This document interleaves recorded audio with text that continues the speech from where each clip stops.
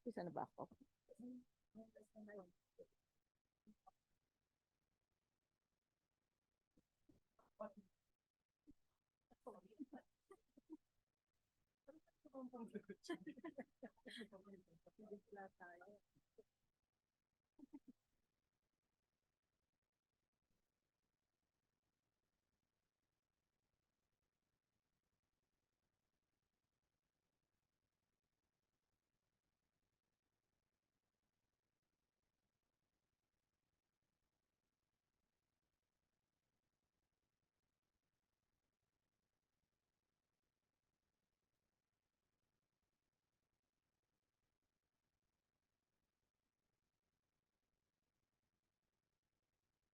Umpisa na.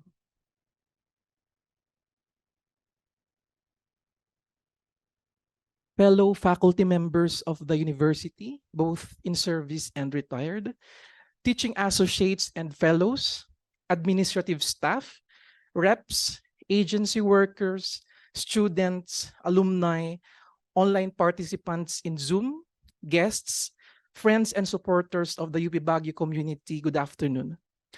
Welcome to the vision paper presentation of the nominees for Chancellor of UP Baguio and Public Forum. This vision paper presentation in public forum forms part of the series of activities that constitute the search process for the next Chancellor of UP Baguio, which was initiated by UP President Angelo Jimenez. The search process is founded on UP's time-honored ideals of democratic and consultative governance and collegiality. And this vision paper presentation in public forum is meant to put into action and so make real these ideals by providing a safe space for all members and sectors of the UP Baguio community to speak, be heard, and recognized by the nominees for Chancellor of UP Baguio. This activity is thus, above all, a collective visioning of the UP Baguio community, our community, to consolidate the lessons from our past and chart our future directions. As this collective visioning must always be guided by our mandate to serve the nation and the Filipino people, let us begin our program with the singing of the national anthem. Please stand.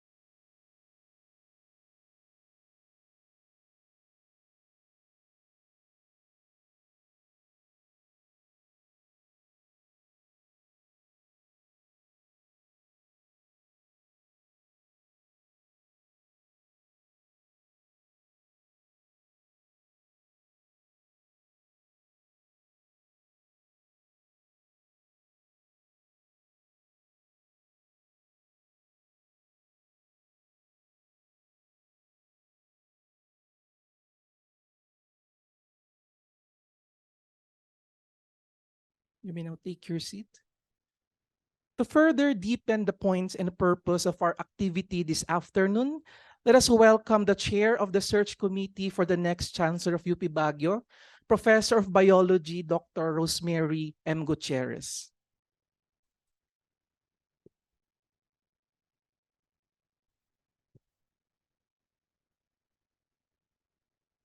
Good afternoon to everyone present in this Teatro Amianan.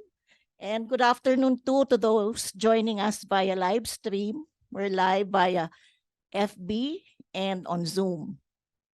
On behalf of the search committee, it is my distinct honor and privilege to welcome you all to this significant event, the public forum for the search for the next Chancellor of the University of the Philippines, Baguio. In the halls of our university, few principles stand tall and unwavering as honor and excellence. These values are not mere words inscribed on our university handbooks, university catalogs, and manuals.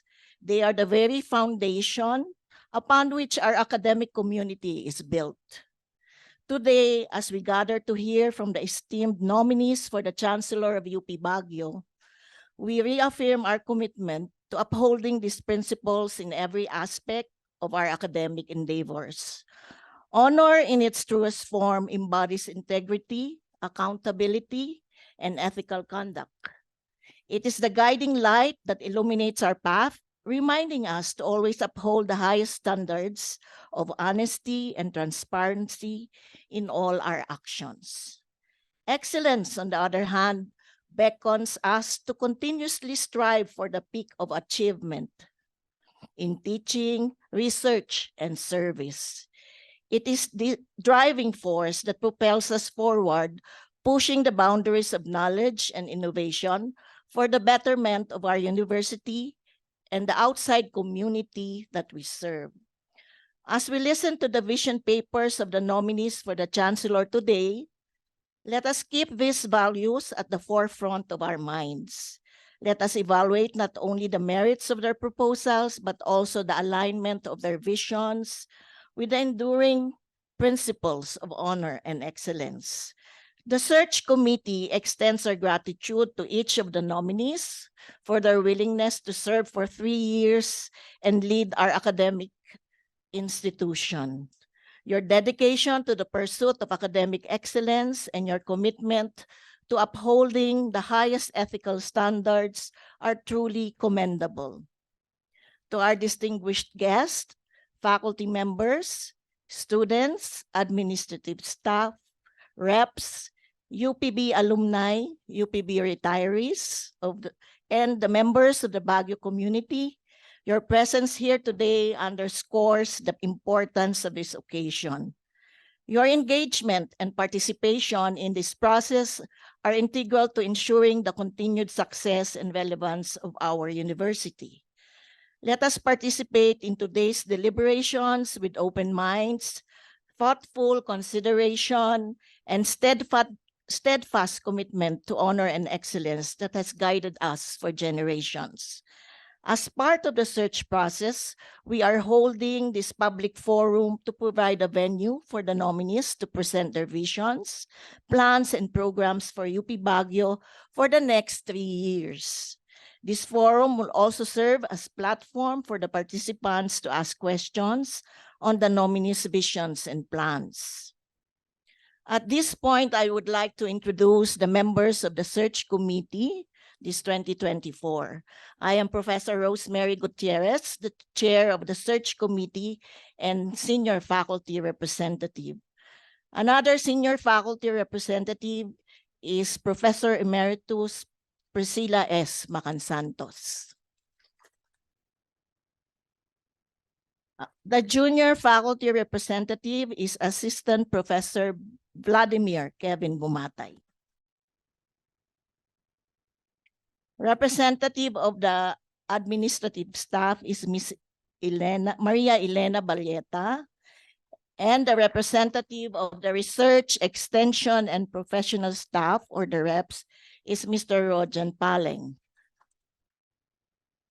Both of them are undergoing the UP Aspire training, so they requested to be excused today.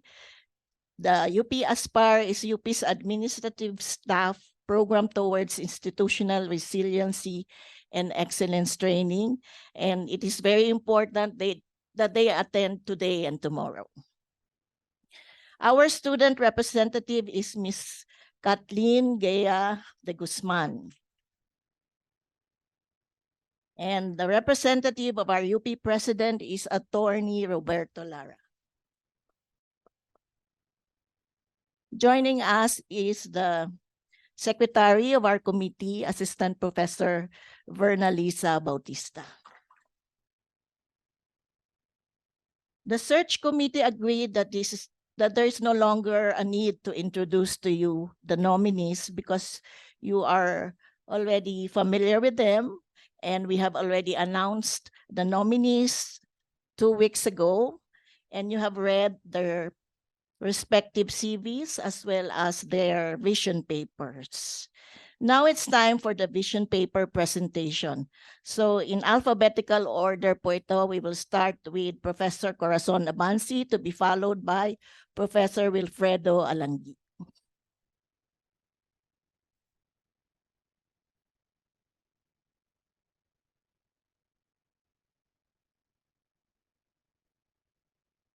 Thank you, Dr. Gutierrez, for your welcome remarks. Without further ado, let us move to the vision paper presentation of one of our nominees for Chancellor of UP Baguio, Professor of Management, Dr. Corazon L. Abansi. Let's give her a warm round of applause.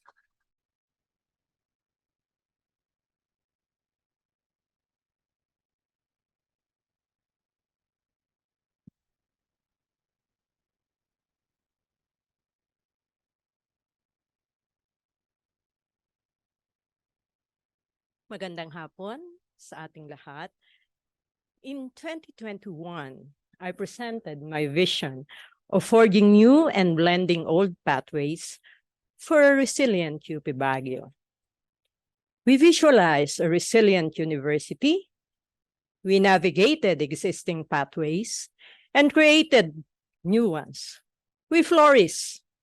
Nevertheless, the continuation of initiatives becomes imperative for a sustainable future for us. Our vision has been articulated and shared. The foundation has been laid. Let us move forward to fine-tune our strategies, follow through with our programs, and expand our initiatives. Today, I present to you the pathways we have opened for the UP Baguio community, our gains along the journey, and the prospects as we continue. In other words, where we are now and where do we want to go. I start with the pathway for effective teaching and learning. As the threat from COVID-19 waned, we transitioned from pure online learning to a combination of online and on-site learning.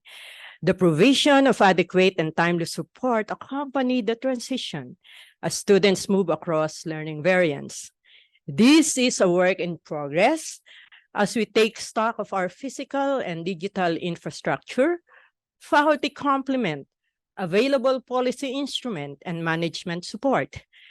We will continue to explore new formats of teaching and learning that support more inclusive and participatory approaches so that students will be recipients as well as co-creators of their education.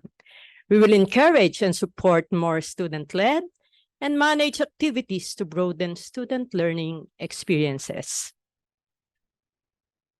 The university library was revitalized to deliver online services via digital and social media platforms. We upgraded the equipment, procured and developed e-content in addition to existing knowledge resources. The Learning Resource Center will take a frontline approach in providing both virtual and on-site academic support to students facing difficult learning situations.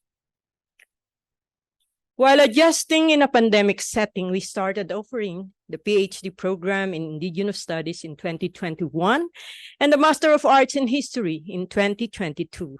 Both showed good enrollment and substantial progress that saw the involvement of visiting professors from York University, La Trobe University, University of Hawaii Manoa, and affiliate faculty from other UP constituent universities. There will be more visits by faculty from international universities, including one Fulbright-supported visiting professor from the United States who will come this August. We strengthened our niche in Indigenous studies. Since 2021, UP Baguio represented the UP system in the Indigenous Knowledge Working Group of the Association of Pacific Rim Universities. The two graduate programs have taken off, so we turn our impetus to developing two-year academic offerings with proposals to institute the Associate in Arts in Entrepreneurship and the Associate in Arts in Visual Arts. These multidiscipline associate programs will serve as anchors to our Technology Business Incubation Program following the Undergraduate Assessment Test, or UGAT, an alternative talent, skill, experience, and interview-based admission process that does not require the UPCAT for a more inclusive UP education, especially to the youth of the remotest areas of the Cordillera who cannot avail of UP education because they did not qualify for UPCAT. Aligning UP Baguio with the UP System key initiative on quality assurance, the BS Mathematics and BS Management Economics passed the formal assessment of the ASEAN Universities Network Quality Assurance in November 2022. We look forward to the AUNQA assessment of the BS Biology program this March 2024.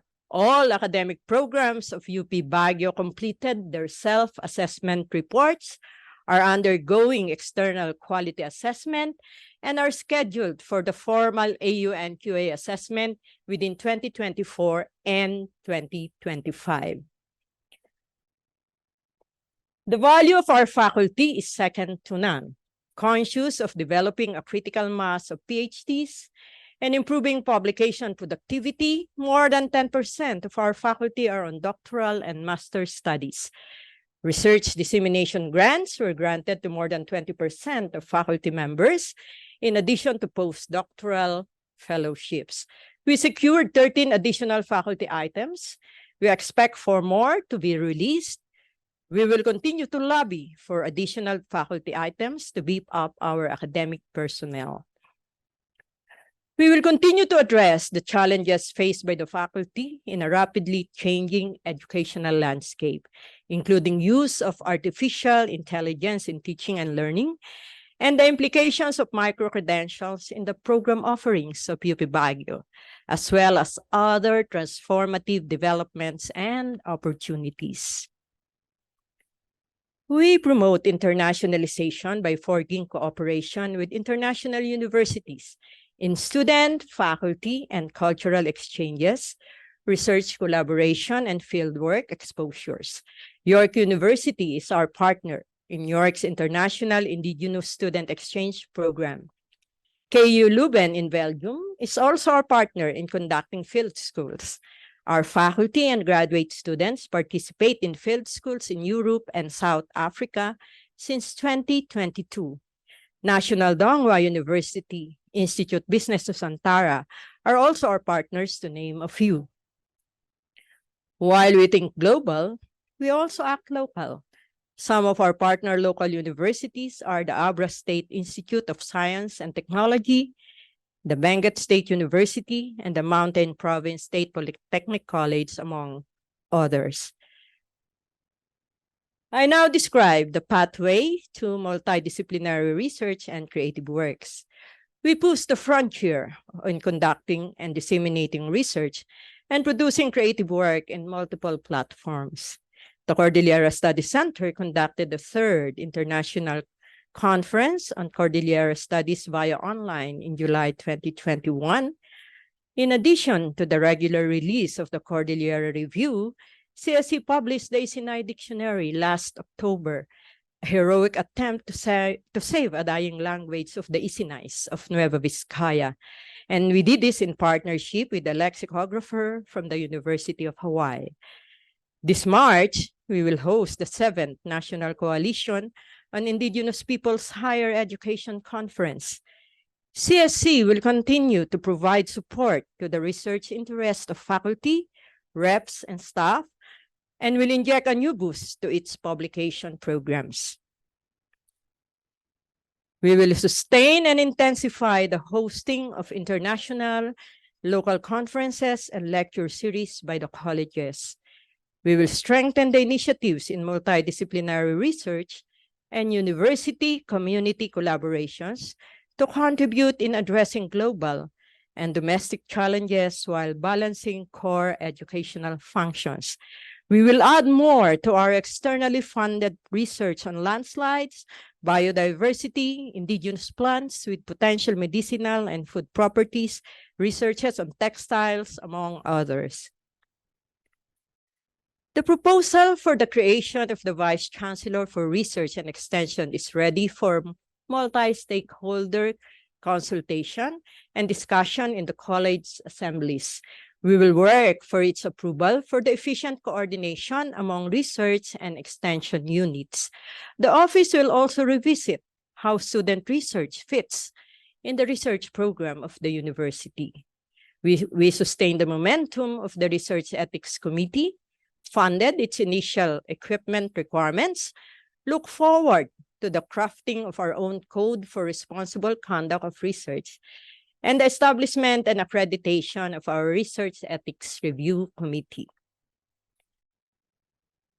For the pathway to strong extension and public service, collaboration will be a conscious effort to build and sustain relationships and partnerships that are interactive, synergistic, and inclusive, enabling educational experiences and knowledge products to be shared.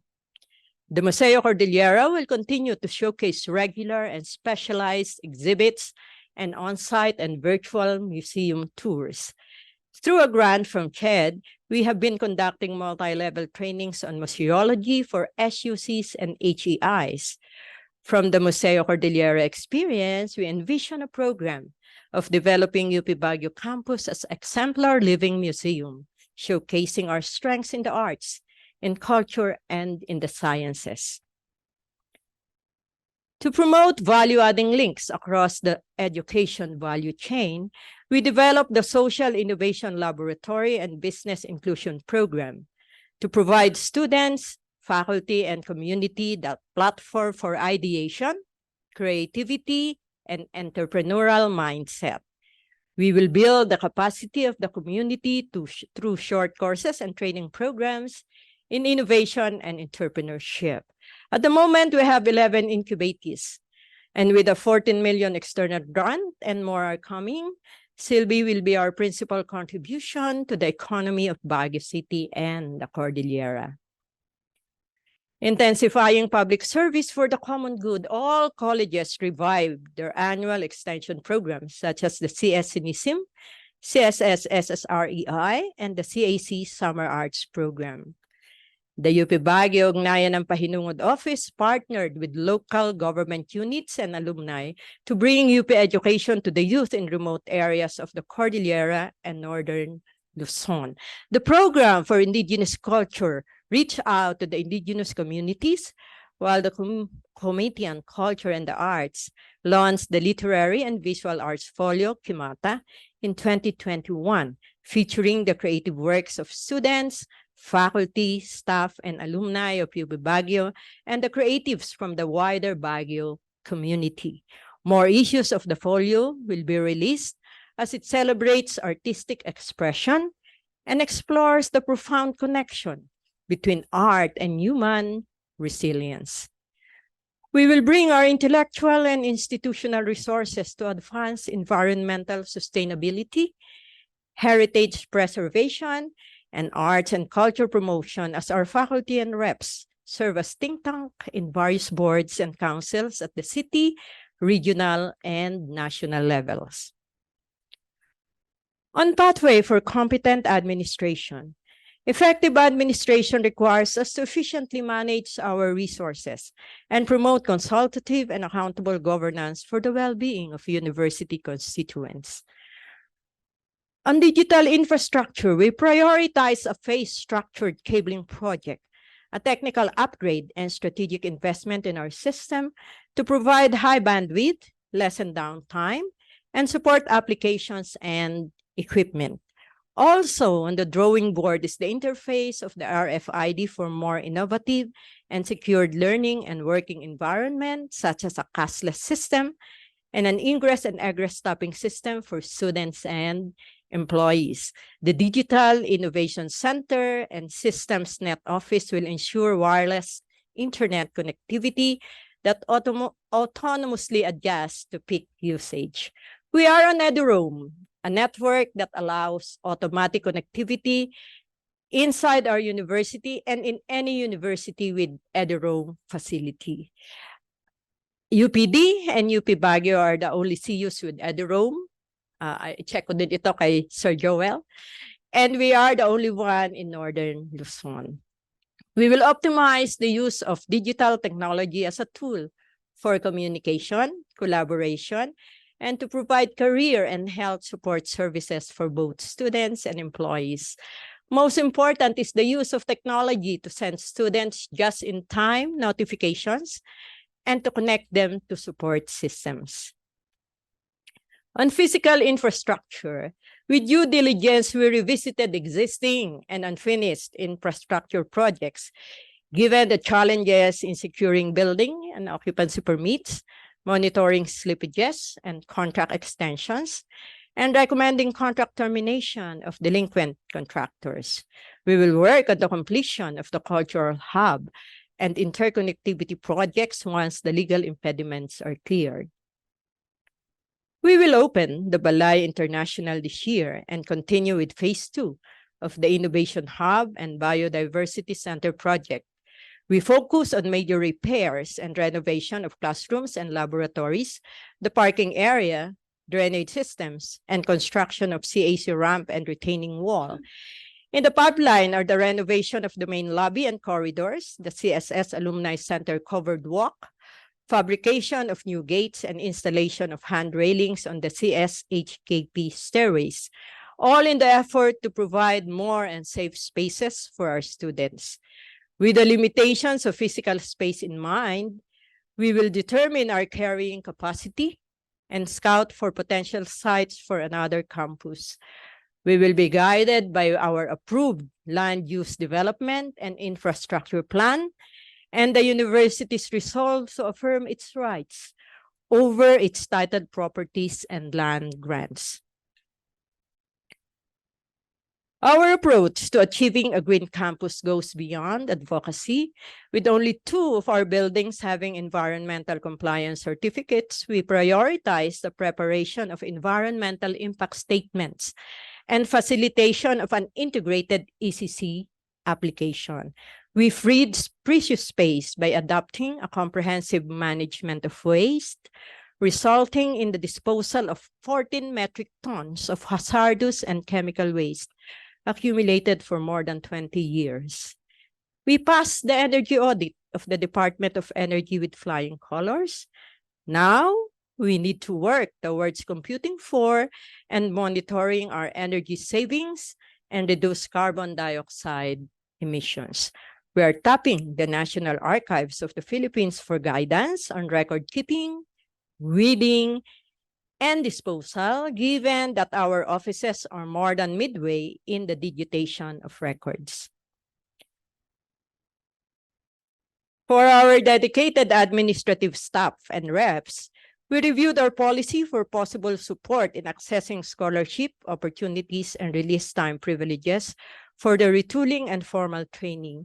We dedicated 3 million for staff development and will reprogram 1 million to supplement the reps development fund, a substantial increase that allows attendance in certification and training courses and benchmarking activities for best practices.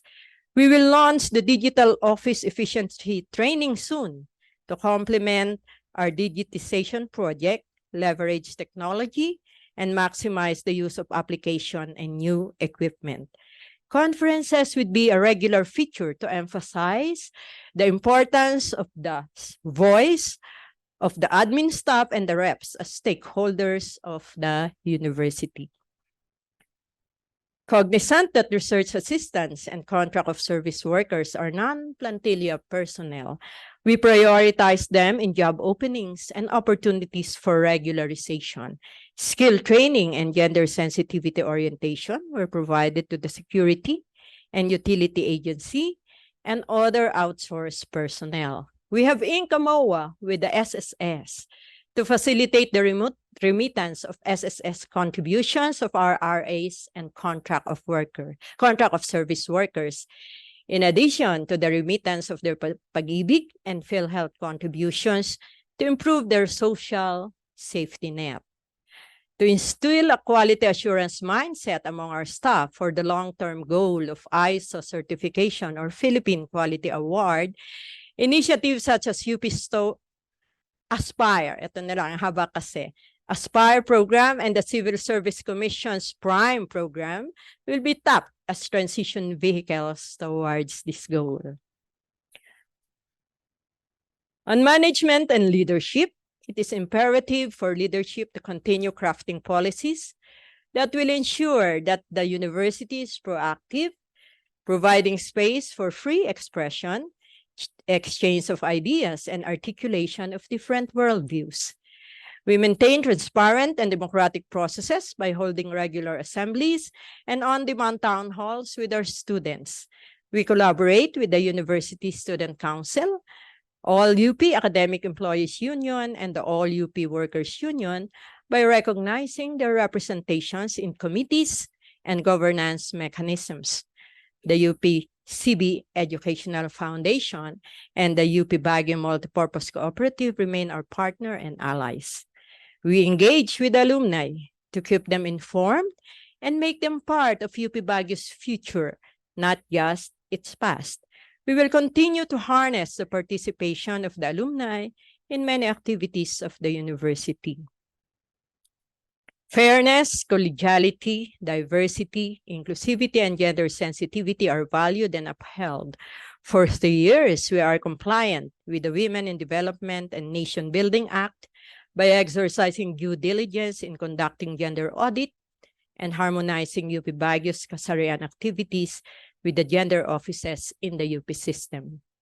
Our health and wellness program, Project Wasdinsumya, and the psychosocial crisis management protocols are our response to the health issues and psychosocial problems faced by the students, faculty, reps, and staff.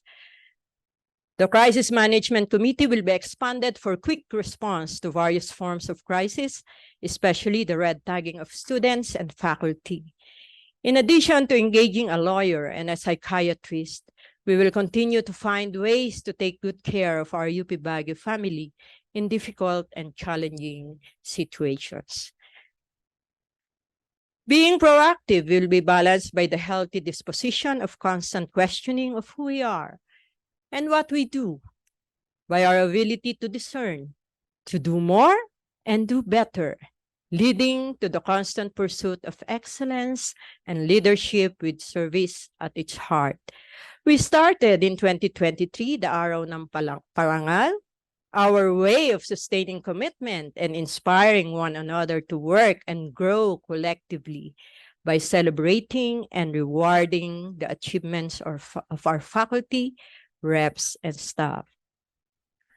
As we aspire to be stewards of the university, we steer UP Baguio, guided by the vision of a resilient university where the students, the faculty, the reps, the admin staff, the alumni, and partners share a common goal, tying personal dreams with collective resolve.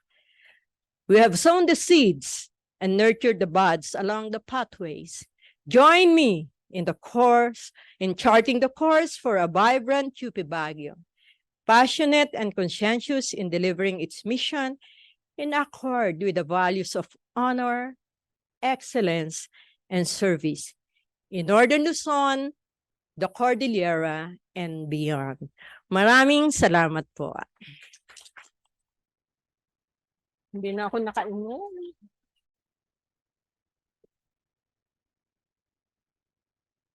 Thank you, Ma'am Cora, for your presentation. To present his vision and plans for UP Baguio, let us hear from another nominee for Chancellor of UP Baguio, Professor of Mathematics, Dr. Wilfredo V. Alangi. Let us give Sir Willie a warm round of applause.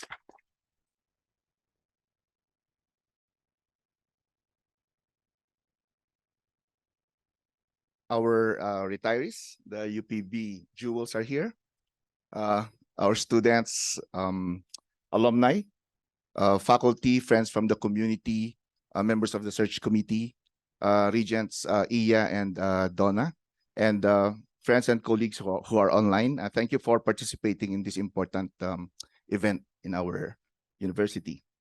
Let me start by paying my respects to the traditional custodians of the land where UP Baguio, our community, this ILI, is located. I also acknowledge our elders, leaders, and knowledge holders, past, present, and emerging. Many of you are in this hall, some online, and many more are in the communities that I have visited. You have nurtured me and you have been responsible for who I am today. And this is the reason why I'm now presenting myself to you with a vision for our ILI, that is UP Baguio. Imagine a thriving and vibrant arts and sciences university, a cultural and intellectual hub with world-recognized and leading scholarship in indigenous and Cordillera studies, with a community of students, faculty, staff, alumni, and retirees, imbued with values of democracy and ethics, who are actively engaged in culturally grounded and relevant public service in support of regional and national transformation. How do we go about achieving this vision? It is important to be always guided by our mandate and core principles as an institution, which we have crafted collectively years ago. Our mandate has always been articulated thus: commitment to the region, service to the nation. Our defined niche in Cordillera Studies is just one expression of our commitment to the region, while our call, paglingkuran ng sambayanan, pagserbiyan ti umili, encapsulates our commitment to be of service to the nation. We advocate for regional perspectives because our uniqueness lies in our geographical location. As an academic institution, the Cordillera and Northern Luzon communities have been our constant partners as well as our constituents. Our relationship with the Cordillera region has always been dialectical. It is important to emphasize that this commitment extends beyond to include the Ilocos, Central Luzon, and Cagayan regions. Our core principles are academic excellence, academic freedom, nationalism, and collective leadership based on democratic participation. I will expound on this using a triad of themes which can also be considered as calls. This triad encapsulates our plans for our academic and university programs, including research, creative work, and publication that respond to our niche in indigenous and Cordillera studies. We will do this through democratic governance and participation, and will involve our constituents, meaning our students, faculty, staff, and alumni, in grounded and relevant public service to the region and the nation. Our goal is to provide the best university experience for our students, where they can develop their full potentials as productive members of our society, with excellent faculty and staff whose rights and welfare are protected, all of them, including our alumni and retirees, actively participating in the life of the university and society. Mag-isip corresponds to the principles of academic excellence and academic freedom as bedrock of the university. It embodies my plan to strengthen our academic programs, GE courses, university programs like the Cordillera Studies Center, the Science Research Center, the Program for Indigenous Cultures, the Committee on Culture and the Arts and Dulaang UP, Kasarian, and Museo Cordillera. We will focus on curricular improvement, respecting the academic freedom of departments and colleges to craft and recraft their degree programs based on developments in their field, but always guided by our principles and mindful of the regional, national, and international contexts. Existing UPB general education courses will continue to be reviewed and upgraded, even as departments will be encouraged to develop new courses that embody our GE framework and our niche. We will support current efforts to provide an immersive use and access to the UP Baguio Library with an expanded world-class collection, modernized equipment, and updated spaces conducive to learning. We will be aggressive in enhancing our collection in support of indigenous and Cordillera studies, and our graduate programs will receive enhanced support from the GPO, or the Graduate Program Office, and we will work with the colleges to improve student recruitment, retention, and graduation. Quality instruction needs a competent academic and non-academic staff. Our faculty will continue to be supported in pursuing graduate and postdoctoral studies, especially fellows who are already in the final stages of earning their degrees. Departments that send out their faculty for graduate studies will get the necessary support. Our reps and administrative staff will be adequately supported through their fair share of material resources, fostering professional development and personal growth. We will facilitate access to opportunities for professional growth and help them gain new experiences consistent with our university values. This is part of promoting a healthy and productive workplace culture. The program for indigenous cultures will rise from the margins to become a major player in the promotion of indigenous issues inside the university and beyond, a fitting role for a program that directly contributes to our niche. With the Committee on Culture and the Arts and the Dulaang UP at the helm, UP Baguio will be the site of a vibrant cultural life in the city. Kasarian, our gender studies program, will vigorously promote gender sensitivity, equality, and inclusivity inside the university, supported with adequate space, staff, and resources. The UP Anti-Sexual Harassment Code will be updated and implemented to create a safe campus for all. Like the PIC, Museo Cordillera will continue to be an important embodiment of our university mandate. It will hold accessible, scholarly curated, immersive, and thought-provoking exhibits that promote understanding of and respect for Cordillera identities and cultures. The Darnay Demetilio Art Space will be the venue for distinctive and groundbreaking exhibits for our fine arts and faculty and students. Our health and wellness program is key to fostering a nurturing environment. We will strive to complement the excellent work being done by the Office of Counseling and Guidance, the Health Services Office, and the Human Kinetics Program and the HRDO by providing proactive programs that enhance mental and physical health. The Cordillera Studies Center will continue to lead interdisciplinary research and creative work as our commitment to the variety of projects and programs that directly enrich our niche. It will engage in collaborative initiatives with communities in the region, local government units, national government agencies, and civil society in the production and dissemination of knowledge about the Cordillera and Northern Luzon. The CSC Publications Program will solidify its stature as publisher of research and creative outputs like the Cordillera Review that advance understanding of the Cordillera region and Northern Luzon and our place and contribution in nation building. We will provide more incentives for research, encouraging more senior and junior collaborations, increase funding for our research grants, provide RLCs, but this will mean, of course, bigger expectations to deliver, like publishing in our journal, the Cordillera Review. Under Mag-isip is ISIP, which stands for Intelligent Systems and Innovative Programs. It will leverage the use of AI and emerging technologies in all our programs, but always mindful of both their peril and promise. We already have the Quick Map facility, and I plan to revitalize the North Pole project under the Governance and Public Policy Program of the CSC.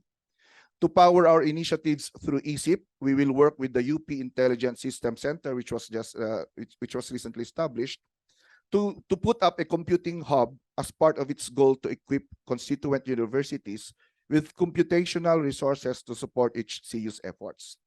Our internationalization efforts will leverage our established networks of international scholars. Internal and external assessments will continue, but I will ensure that our participation is meaningful to our context and our needs. Academic spaces are critical for unencumbered teaching and learning, and we will doggedly pursue the completion of unfinished buildings within the next 3 years, especially the Bulwagang 1 Luna, the Science Research Center, and Biodiversity and Innovation Hub. We will put in place a rational and fair use of spaces, prioritizing what is critically needed by our academic and university programs. A prerequisite to this is a comprehensive safety and occupancy audit of spaces in the university. This will inform us on how to optimize the use of spaces. My first year will prioritize identification of safe and democratic spaces for our students. We will reclaim the oblation grounds as a symbolic space of the life in the university. It will again be a safe and green space for learning, for interpersonal activities, and democratic engagements, especially by students, beyond its being a manicured lawn for tourists. Maghilom embodies my commitment to democratic governance and dignity in the workplace as a hallmark of my administration. We will proactively lobby for our share of items for our personnel. Long-time and continuing contractual employees deserve to be given items, and this will be among my priority concerns from day one. We will strive to standardize our tenure processes across colleges. We are committed to upholding basic human rights of employees, ensuring fair and prompt payment of rendered work. Regular merit promotion for all sectors will be an advocacy at the system level, while we collectively craft fair and reasonable merit promotion instruments for faculty, reps, and staff. I have zero tolerance for abusive supervisors and bullies in the workplace, especially those who think they can treat colleagues and students in a demeaning manner only because, or especially if, they are in positions of power. We will give due recognition of each person's role and contribution, to each person's role and contribution. My marching orders to anyone in a leadership position are to be consultative, to communicate important information and decisions to the constituents, and to give everyone at all levels of governance the opportunity to input, critique, and contribute to decision-making and consensus building. Our administration will not be vindictive, will not instill fear, will not resort to intimidation and shaming. This unprofessional conduct will not have a place in the university for as long as I'm the Chancellor. We will develop a culture of dignity and mutual respect under the theme of Hilom, or healthy interpersonal, legal, and organizational mediation that will promote democratic and consultative governance, dignity in the workplace, healthy resolution of conflicts, and promote interpersonal relationships. We will finally put in place and operationalize a grievance mechanism to mediate conflicts so that these do not escalate unnecessarily. This is a manifestation of our commitment to safeguard dignity in the workplace and of good faith as we strive to honor and implement the provisions of the collective negotiation agreement between UP and the All UP Academic Employees Union and All UP Workers Union as a legal and binding document. As an administrator, we will seek the guidance of the Union Management Monitoring Committee regarding concerns that may arise about the CNA. Under Hilom, I will convene a university assembly every semester. This will serve as a primary mechanism for sharing information and getting feedback and recommendations from the community, especially from the students, junior faculty, the reps, admin staff, alumni, and retirees. Our participation in the University Assembly will be a means to recover our sense of belonging, to remind us that everyone has a stake in this ILI. In fact, we shall start now by asking everyone to contribute to my vision. It is a living document. It's going to be a living document and shall benefit from your inputs, especially if I become your Chancellor. Yeah, so pwedeng iskan yan. But you can do that also later. I affirm my commitment to support, protect, and empower our students. We will be sensitive to their concerns, to listen and act promptly on their issues. Our priority is to provide students with a safe, secure, healthy, and nurturing learning environment where they can freely express their varied interests and maximize their potential. The university shall use all its resources to protect students from harassment and vilification. I will be relentless in ensuring the safety of our students and constituents. The University Student Council, the Outcrop, and the Council of Leaders will be our main partners in giving our students a full array of positive experiences. Due respect will be given to them as the voice of the studentry, starting with the reinstatement of a reasonable annual budget for their activities. Academic freedom and the right to expression will be nurtured and protected under my watch. Have a place in the lobby even as we encourage our students to openly engage in constructive criticism with my administration. You will have a place in the lobby and all other freedom spaces to express your creativity and sentiments. We will actively participate in the Baguio Benguet Educational Athletic League and strive for additional incentives to athletes and coaches. Maglingkod propels public service as a mission of the university. Lingkod means leveraging institutional networks for grounded, knowledge-driven, ownership-based development. The ugnayan ng pahinungod embodies the essence of a program under Lingkod. With established networks and a pool of UP volunteers, Pahinungod will enhance its education programs and explore other forms of public service. We will expand our volunteers from the faculty, staff, students, and alumni at kung kaya pa ng mga retirees, why not? And they will be aptly supported. Our college-based programs like the Summer Institute in the Natural Sciences and Mathematics, the Social Science Research and Extension Institute, and Summer Arts Workshop will continue to provide excellent and relevant training workshops. My administration will champion our teacher training programs and professional development in the fields of institution, research, and creative work in the region.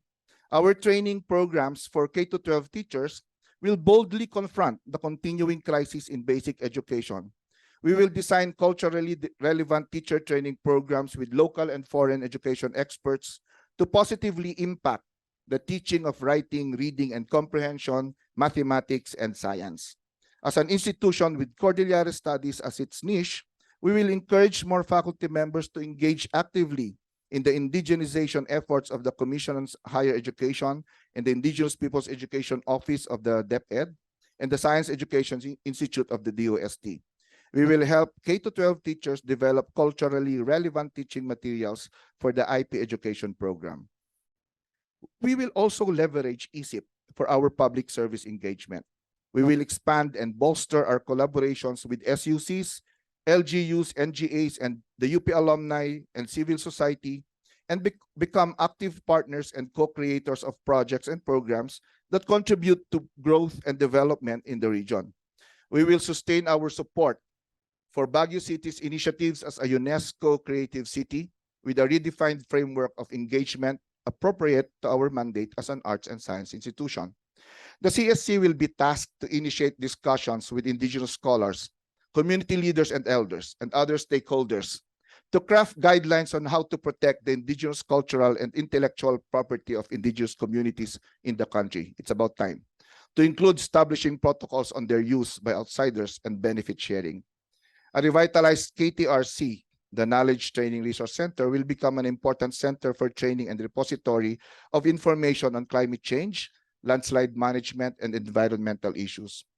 We will leverage existing engagements with civil society working on disaster response and development efforts in the region and in Northern Luzon, as well as institutions working with our indigenous communities here and abroad to inform and improve our involvement in DRRM efforts through the Crisis Management Committee.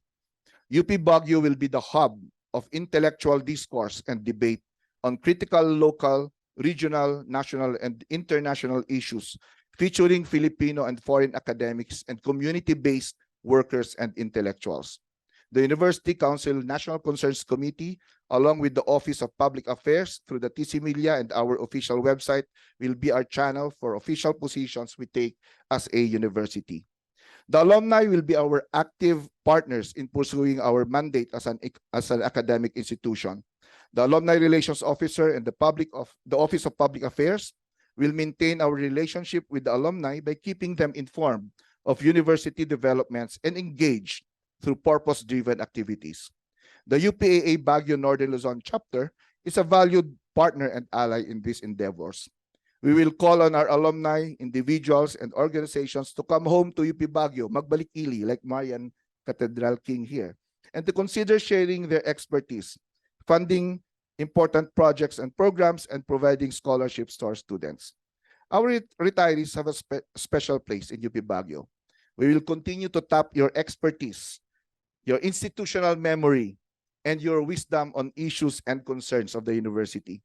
In the spirit of indigenous governance, you will be our council of elders and you will be invited to actively participate in the life of the university. Resource generation will be a major undertaking to augment what we regularly receive from the central administration and the government. We will seek out the help of the UPA Baguio Northern Luzon chapter and various alumni and partners in raising funds for programs they are willing or you are willing to support. We will have sound financial management principles implemented through a robust system to ensure sustainability. Financial transparency will be paramount, and we will seek community inputs on utilizing existing properties for commercial use to have better outcomes for all of us. Our priority is to fund the needs of our academic programs, the creation of safe and healthy spaces, and the provision of benefits and welfare of employees who contribute to our mandate, including our non-contractual employees. My brand of leadership is transparent, consultative, and collegial. I am kind and fair, also firm and decisive, but open to suggestions and constructive criticisms. I thank the many colleagues, students, community members, partners, and friends who encouraged and gave me the courage to heed the call of the ELI. I invite you and the larger community to continue joining me in this journey as we collectively move forward as a constituent university. In the end, we are here for the university to uphold honor and excellence and to serve the people. Mag-isip, maghilom, maglingkod. We will reclaim this way of life in our ELI that is UP Baguio. Maraming salamat.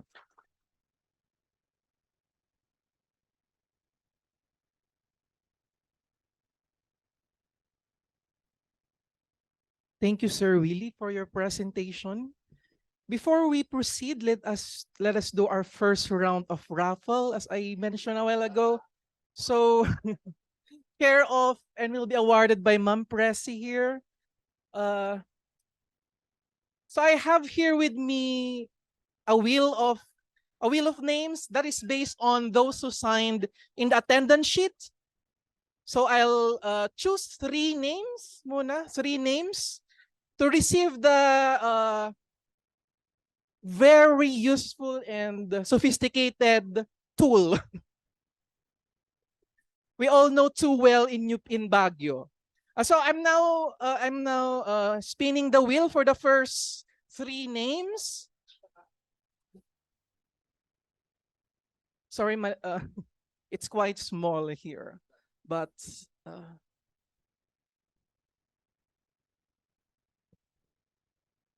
Benuya. Last name, Benuya. Meron po bang last name ay Binuya dito? Binuya, come get your technology. Rainwater dispersing technology that we call apayong. So thank you. Congratulations, Miss Binuya. Another name? Sana yung pangalan ko.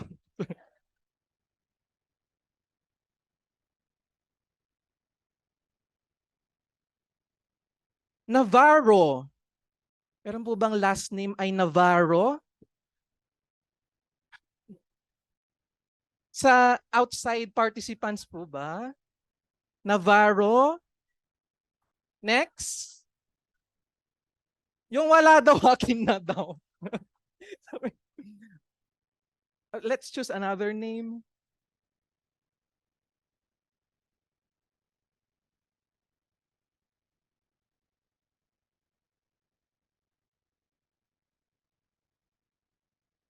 Pamintuan Rivas, si Ma'am Paula. Congratulations, ma'am.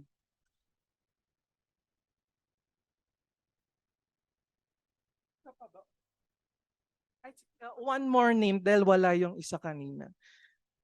So,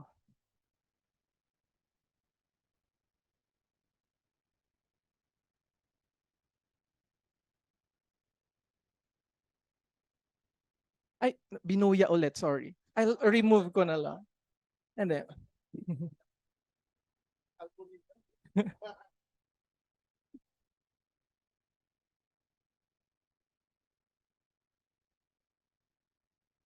Ma'am Austria? Ma'am Celia? I-donate. Sa akin po ba i-donate? Or another round? Okay.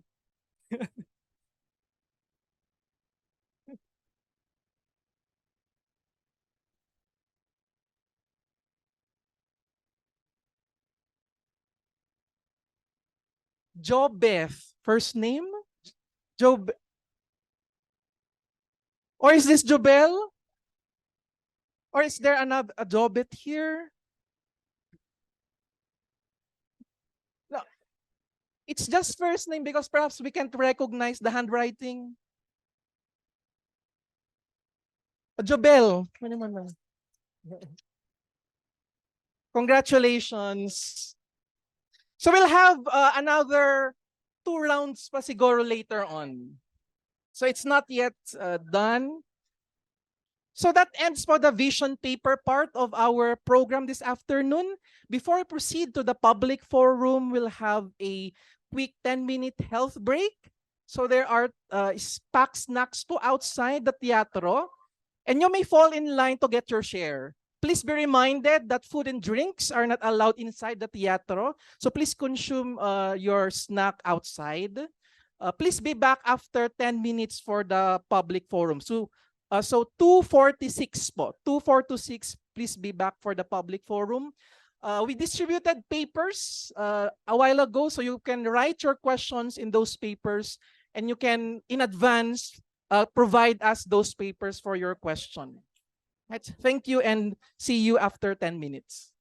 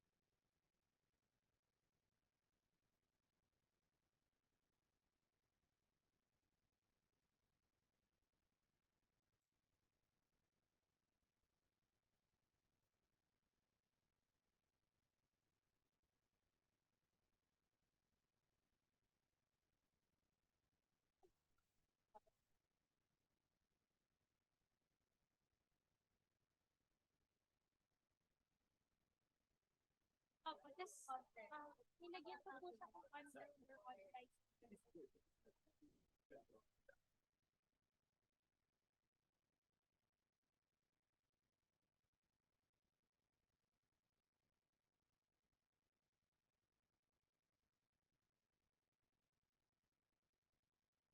Pero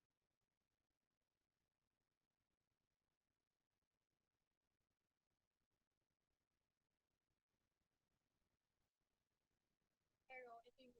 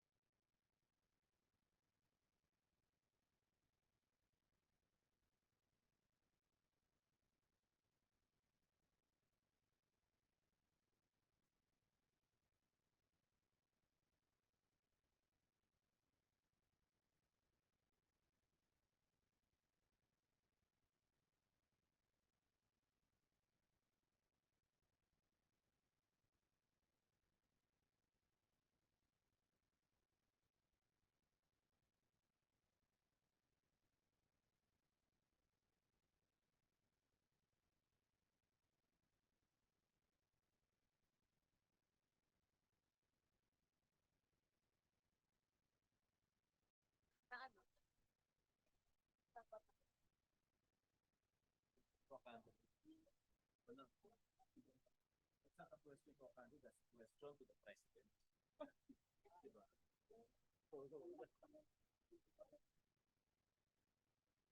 pero na ano,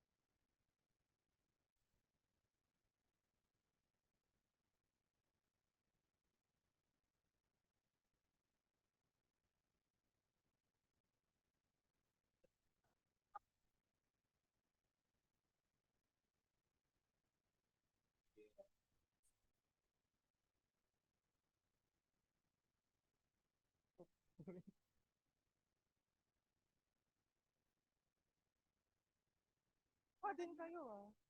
Marami ba? Baka kuha kayo sa after mag-district. Thank you.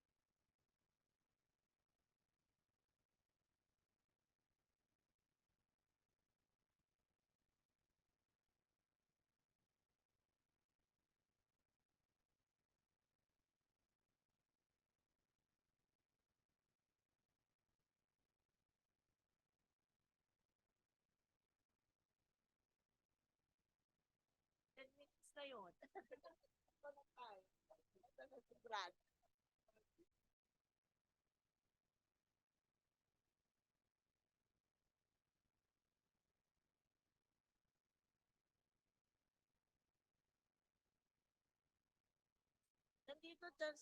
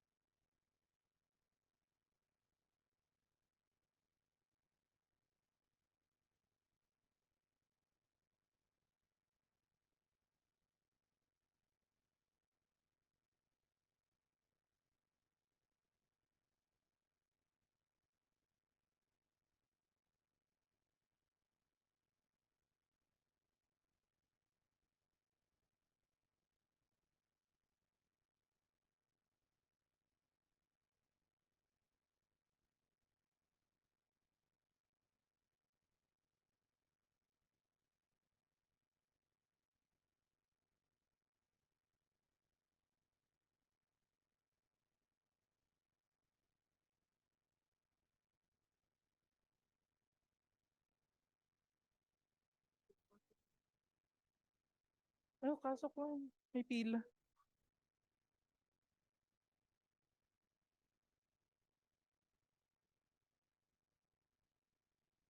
Kumakain pa sila.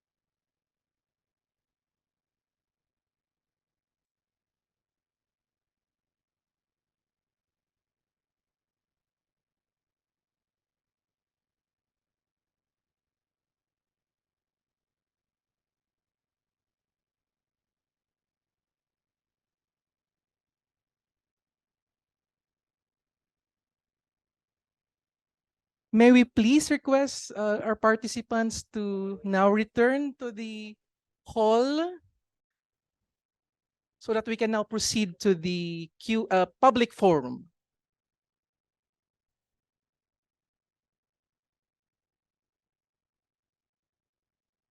Ay, sorry po. Tapos tubig ko pala to, sorry, baka tuloy ka na. Oo, no? Sure, later. Itantan. Ah.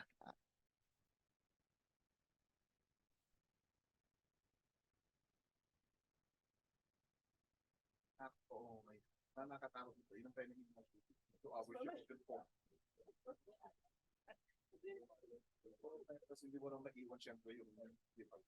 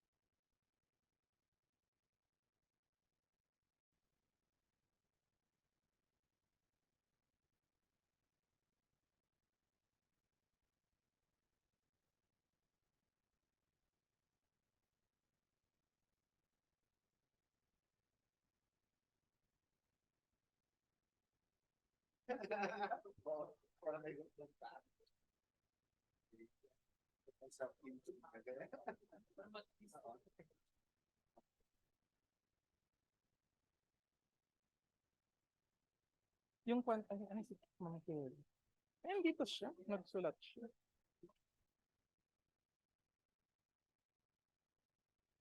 Pasok na po tayo.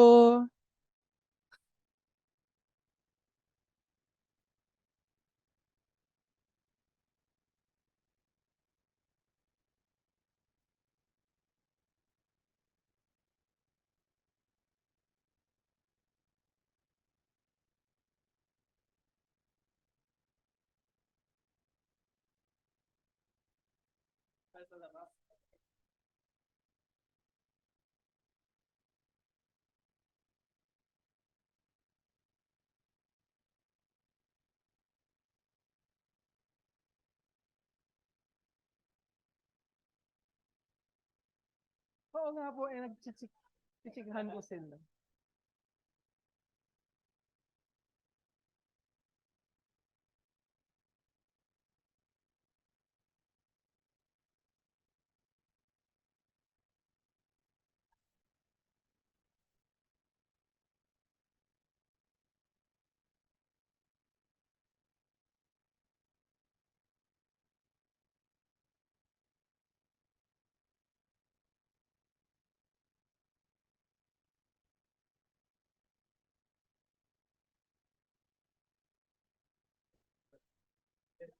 Magpaparaffle na po ulit kami. Pasok na po kayo.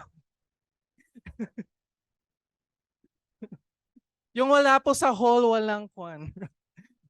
Oo.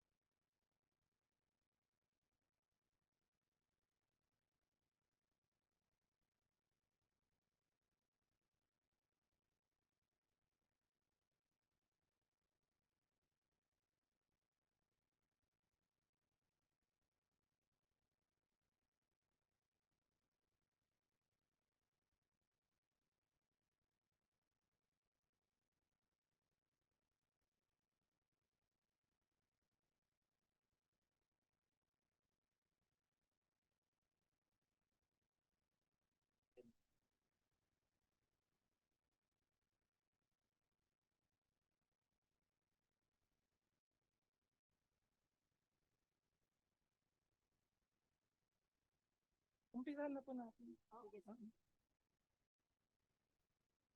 Let us now proceed to the public forum part of our program. But before we entertain the first questions, please be mindful of the following guidelines. First, audience can ask their questions directly through the microphones that we will distribute. Or you may jot down your questions in the papers that has been distributed a while ago, and submit them to the search committee in front. For documentation purposes, kindly indicate your names and affiliations in those papers. Questions can also be asked in the FB Live and via the Zoom Q&A box. The time of questions from the audience should be limited to 1 to 2 minutes only to provide others the chance to ask their questions. If possible, kindly frame your question so that the issue or concern you would like to be discussed will be answered at once.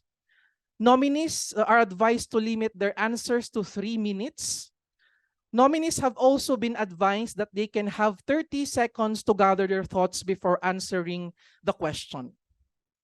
Regarding follow-up questions, kindly limit to only 2 follow-up questions, 1 follow-up from the one who raised the question, and 1 for the audience if you want to follow up on the question. 3, the question should focus on the content of the vision papers and relevant issues pertaining to the Chancellor's role in the university. Please observe courtesy, order, and tact when asking questions here in the hall and in the Q&A in our online platforms. Fourth, the audience or participants are requested to listen attentively and avoid interrupting the speakers. Please avoid loud side conversations that may disrupt the program. Booing and shouting from the audience is not allowed. We appreciate your cooperation. So we now open the floor to questions. Here are the microphones. Anyone from the audience? So we'll begin with questions here in the hall first, then we'll take questions from the papers submitted to us, and also we'll take a look at the questions in our online platforms. So anyone po from the audience here? Or those outside? Yes po, ma'am. Here's the...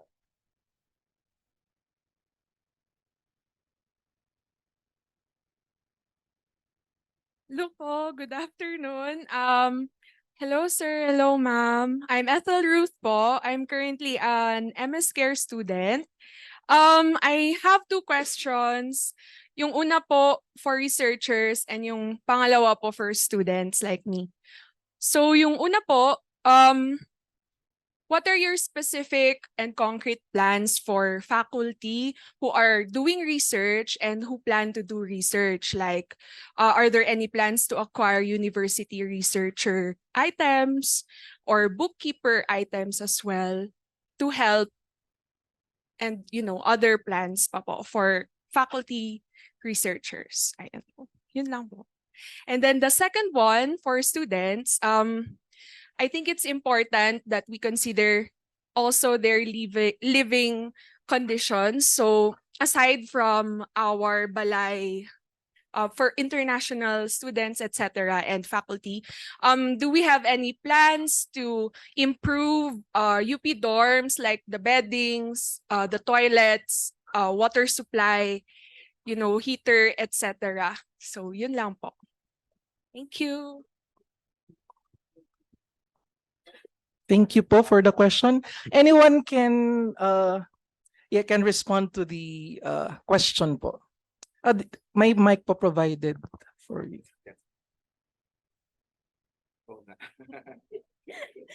Sabi ko siguro parehas lang sasunod namin. So sige, mauna lang ako and then susunod naman si Prof. Philly. Yung sa tanong na una sa research, kung ano ang plano natin sa mga researchers who are doing research in the university. So kanina, nabanggit ko yung pinupush na natin yung pag-create ng Office of the Vice Chancellor for Research and Extension. Ito yung magra-rationalize ng ating mga research programs, ng ating mga guidelines kung paano i-conduct ang research sa university. Marami kasi tayong research units. Marami din tayong extension units. Bawat isa may mga ginagawang research. Mga kolehiyo may ginagawa ang Science Research Center, may ginagawa Cordillera Study Center. Then mayroon pa tayong magiging Innovation Hub later on. And then may mga students din tayo, MS Care students that are doing research. So ang tanong niya, may balak bang kumuha tayo ng mga items also for faculty researchers? At the moment, ang UP Baguio does not have items for faculty researchers. Ang meron pa tayo ngayon ay URA, University Research Associates. Pero doon sa ating isinabmit na apila for more items, may nilagay tayong ganyan. At yun yung ating ifa-follow up sa susunod. Sana. Kasi lahat tayo gusto natin magkaroon tayo ng additional items dahil kulang na kulang naman talaga. So naka-proposal so that mabigyan natin ng additional, kung hindi teaching faculty items, research faculty items. So sana matupad yon. In the advent na hindi naman agad-agad matutupad yon, then our graduate students, we will try to see how faculty student research collaboration can be accommodated in the current research programs of the university. Yan kasi ang hindi natin natitingnan mabuti yung paano ba yung collaboration between a faculty and a student on very important research projects and programs. Yung ay, ikaw muna. Students, ayan. Oo, sige. Ayan. Yeah. Salamat sa tanong, Ethel. Kung nakuha ko yung tanong mo, ito yung mga faculty doing research, no? Ano yung support?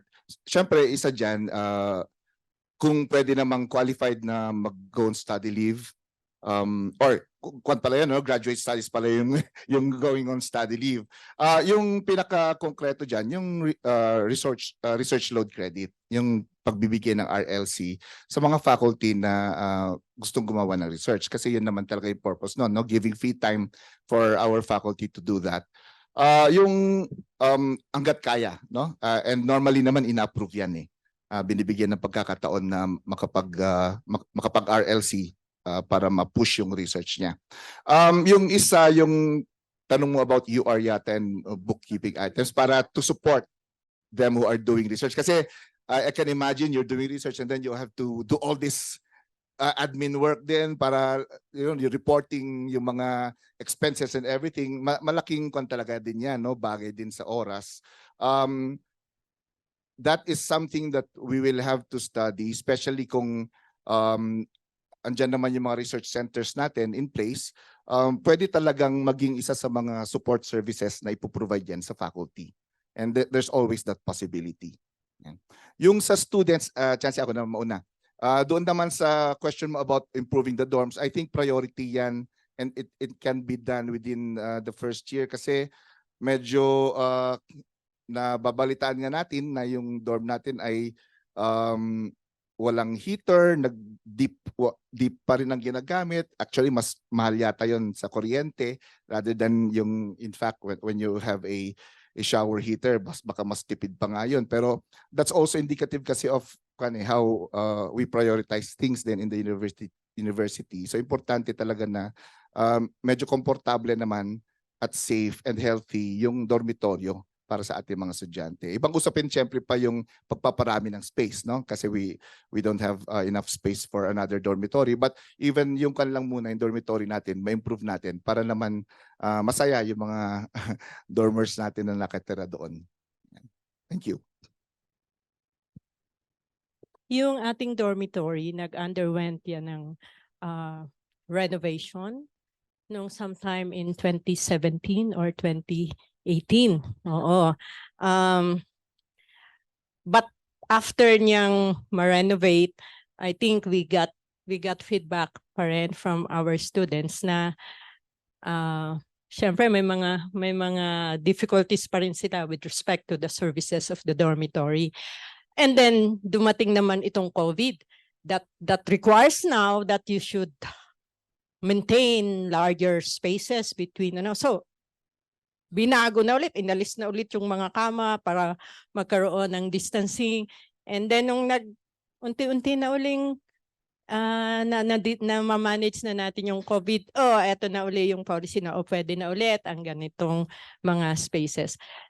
Continuous tayo sa paggagawa ng plano para dito sa dormitory na ito. Kasi nga talagang ang dami naman ng ating mga natatanggap na reklamo. Unang-una nga, ayan nga, yung sa mga yung dating CRs and showers na may pinto, ay biglang nawala yung pinto, parang cortina na lang yung nakalagay. So talagang privacy issues din. So there are now preparations on the repair sana and renovation again ng dorm, but it would take some time depending nga sa ating mga bidding processes. But yung mga immediate needs, like yan nga, paano ba natin mapoprovide yung hot water when the pressure of the water coming from the water district is very low? And therefore, even if you have a heater, hindi pa rin niya mapapainit because the heating is always dependent on the volume of water that comes in. Otherwise, masisira lang yung heater mo. So, ang dami nung kabit-kabit na mga issues na kailangan isa-isa muna nating ma-tangle para ma-provide natin. Pero syempre, maintindihan ko yung mga estudyante, hindi, parang para sa kanila, there is an outcome that they want. we don't care about your processes kasi nga very bureaucratic minsan yung processes natin. But we want an outcome. And therefore, I understand the sentiments of students. At sa abot siguro nga ng makakaya, whoever, so really, ako, sa abot ng makakaya, look at immediate needs. Muna, yung mga imposible at medyo mahirap, sige, ilagay muna natin yan sa ano. Pero yung mga immediate needs, matugunan agad. Alam ko rin, isama ko na dito kahit ang pinag-uusapan lang yung repair. Meron din sentiment ang ating mga boys, ating mga students na why girls lang ang may dorm, di ba? Gender sensitive ang UP Baguio. Bakit yung boys kinaligtaan na? Ganan. So hindi naman. Meron naman tayong nakaplano para sa mga boys. Inaayos lang natin yung ating property rights over our properties kasi may mga konti-konti tayong land disputes na unti-unti nating nire-resolve. Malapit-lapit na. Sana malapit na nating ma-resolve. At pag okay na yon, we have a land dedicated for the dormitories ng mga boys naman. Thank you po, Ma'am Cora and Sir Willie for your answers. Here's a question from one of those who gave us their papers. On faculty retention, more recently, mid-career tenured faculty members are leaving UP Baguio, while senior faculty members are retiring one by one. While new and young faculty members are increasing in number, what are your plans for ensuring that UPB will be an attractive place for them to stay as they advance in their career? A related point is your assessment of why mid-career faculty members are leaving. I'll repeat the question po once. On faculty retention, more recently, mid-career tenured faculty members are leaving UP Baguio, while senior faculty members are retiring one by one.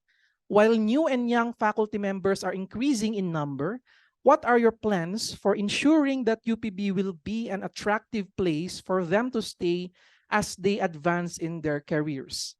A related point is your assessment of why mid-career faculty members are leaving.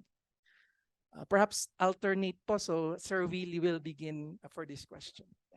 Thank you. Medyo difficult talaga yung problem na yan. And actually unfortunate that some of our mid-level faculty members are leaving. May ilang concerns about demoralization in the workplace. May ilang pagbanggit na medyo wala nang mentoring na nangyayari between senior and junior faculty. So really we have to reflect on why these are happening, and kailangang makita ulit ng ating mga junior faculty excitement no, na there's more to this than just a livelihood, di ba? Yung nakikita nila yung lugar nila sa kanilang disiplina at mayroon silang may room for growth and that there's meaning to what they're doing. Kailangan natin ng malalimang reflection and self-assessment. Malaking bagay, malaking tulong ng mga senior faculty natin before they retire. Sana upuan natin ito, tignan how we can again excite, no, yung ignite the fire and yung idealism ng ating mga faculty, kasi ganyan din naman kami nagsimula eh. Malaking bagay I think yung relationships within the university. When I was a very young faculty, nakita ko yung paano kami ni-nurture ng department, ng kolehiyo. Nakita namin kung paano nagdedebate ang mga faculty, and we learned from there, at nakita namin na pwede din pala kaming magbigay ng aming mga opinion, irerespeto. Maliban pa sa pagiging magaling sa pagtuturo, di ba? Kung naman yan, parang in a way given na yan eh. Kaya nga tayo na recruit kasi magaling tayo magturo, but there's more to that eh. They need to find meaning in what they're doing and their place in the discipline and in the college and in the university. And we need to seriously look into this. Siyempre, ito yung mas philosophical issues, pero support is important. Diba? That they see na itong mga ginagawa namin ay susuportahan. Gusto kong mag-aral, may support na binibigay university. Yung mga committee works na binibigay natin sa kanila, hindi na natin sila pinapahirapan pa sa pag-request ng mga kailangan, may suporta kasi we're expecting them to do so much. Sana din makita rin nila na madali ding bigyan ng suporta para doon sa mga iba't ibang committee works na ginagawa nila. Minsan parang they feel like they're doing so many things already, pero kung may mag-request sila, parang pahirapan pa. Parang ganyan, no? So may mga ganong tayong kailangang balikan sa mga sistema natin sa universidad. Pero I think it's important that our yung relationships natin within the department, collegial, may mentoring, may dignity sa ating mga ginagawa, and that would help again spark their interest, and hopefully they might be encouraged to stay and even decide to retire in the university eventually. Yeah, thank you. Yung issue na pinag-uusapan natin has something to do with continuity in a particular academic unit. Very important yung continuity from the young ones to the more senior ones. Unang-una, itong ating mga mid-career faculty, marami talagang magagandang opportunities outside. Ngayon, ang dami. At yun ang malaking challenge sa atin dito naman sa loob. Pangalawa, the role of technology has somehow diminished the personalized relationship among us. So, yan naman yung perils na ng technology. So, ang dami-daming challenges ngayon na pumapasok sa isang mid-career faculty that somehow gives confusion sa kanya, alin ba talaga ang direksyong pupuntahan ko. Kaya tama yung sabi ni Sir Willie, there has to be a time for us to refocus, to revisit, to look at how we foster the relationship between the senior and the junior ones, the mentoring, which should be always a part of our in our respective academic units. And even the allocation of workload and the collaboration that happened within any academic unit. Dahil kokonti nga tayo, ang daming ginagawa ng faculty. Alam naman natin talaga ang daming ginagawa ng faculty. Bukod dun sa teaching load mo, kahit dapat ganito lang, pag may mga classes na kailangang mai-open na pahabol, madadagdagan pa yung original mong load, and then you still do a lot of committee work, extension work. Sumasama ka pa din sa research paminsan-minsan. So, kailangan talagang tingnan ng bawat head ng academic unit paano niya ma-maintain yung cohesion amidst this very voluminous workload, amidst the challenges that face a particular faculty, amidst the temptation of very good career opportunities outside. So, challenging yan, and as one academic unit grows, lumalaki, nababawasan din yung personalized relationship, which I think we should always try to nurture. Dahil very important that the members of the faculty in one academic unit understand each other and nakaka-communicate with each other, not only through the text, but there must always be some venue where they meet, discuss, brown bag discussions, little packets of discussion that can happen spontaneously within the unit. Thank you po for your... yes po, sorry. I think it's also important na they feel that their contributions are recognized. Malaking bagay yun for them. Thank you po for your answers. Here's a question from one of our online participants. How shall UP Baguio collaborate with other academic institutions in Baguio to rebuild the city's role as university city, not as center of tourism? So let me repeat. How shall UP Baguio collaborate with other academic institutions in Baguio to rebuild the city's role as university city, not as center of tourism?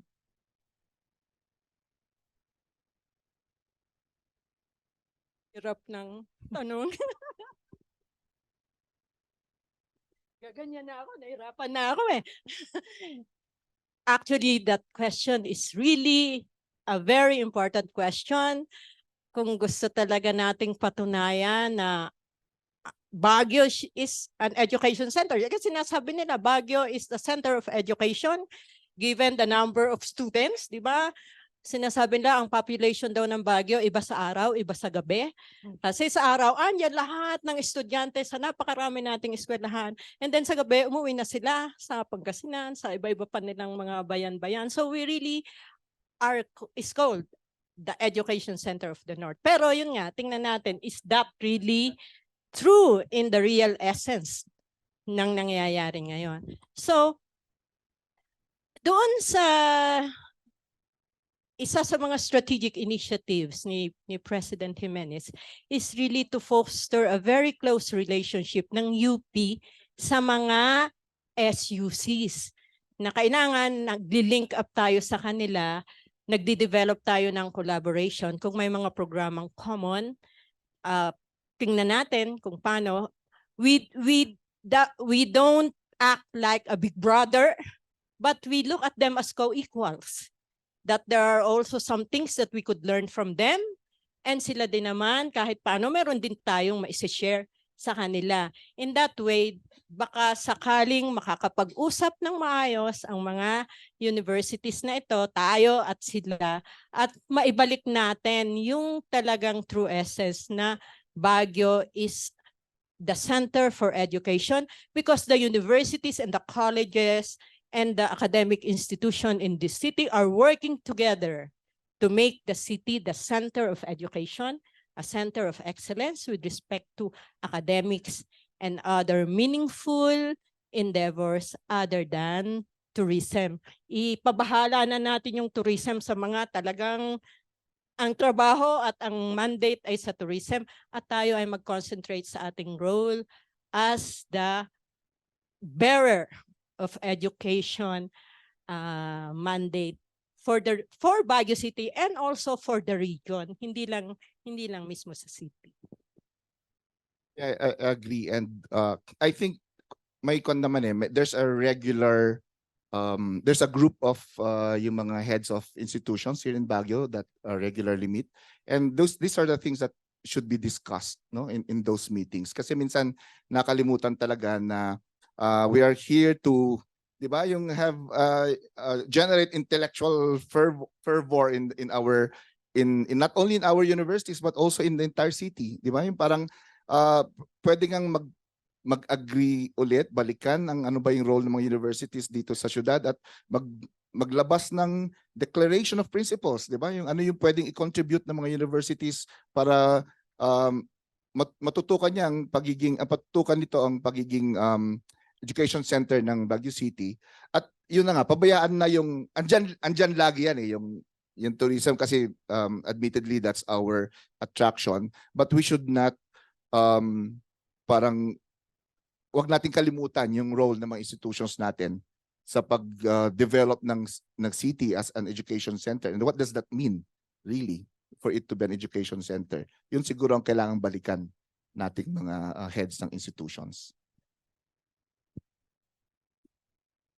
Ang ating kasing mga faculty, they serve as think tanks in many councils dito sa Baguio and even in the region. So baka yun ang mga opportunities for the faculty to push for this, na tayo are attending as an educator, as an academic, and therefore our voice must be heard. Thank you po for your answers. Anyone po who wants to ask their question verbally here? Ma'am Castro.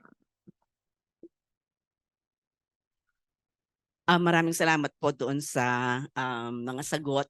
Gusto ko lang mag-segue lang ako doon sa sagot niyo prior to the first question, and this has something to do with mentoring, something to do with maintaining the desire, the passion, and everything that a faculty has.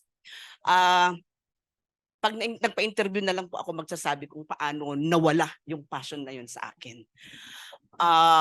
Kasi kung dito, 2 minutes lang kasi.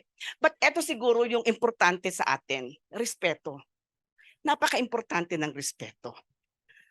At dito, the answers you gave are easier said than done, actually. No? Mahirap gawin naman talaga yan eh. Pero, yun, hindi, when kita nyo na, I'm supporting Willie. But last search, I supported Ma'am Cora. And I'm very familiar with the vision paper.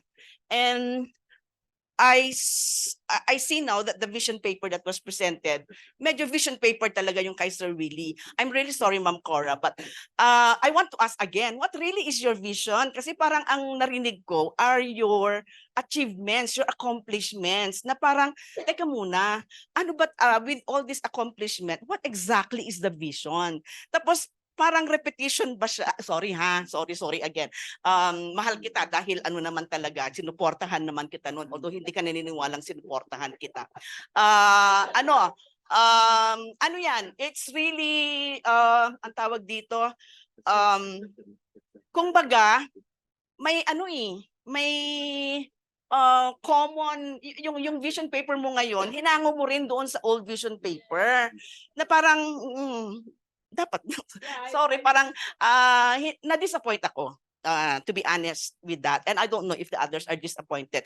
Kilala mo ako, ganito talaga ako, transparent talaga ako. So yun, I'm not even saying self-plagiarism because UP Baguio even charged me with self-plagiarism before with a proposal that I was part of a team. But now, isn't it the same case na hindi ba nag-self-plagiarism? But anyway, ang sinasabi ko lang, Ma'am Cora, is what now is the vision really? Kasi ang parang feeling ko, it was an accomplishment report that you presented to the body. Maraming salamat po. Maraming salamat, Ma'am Castor.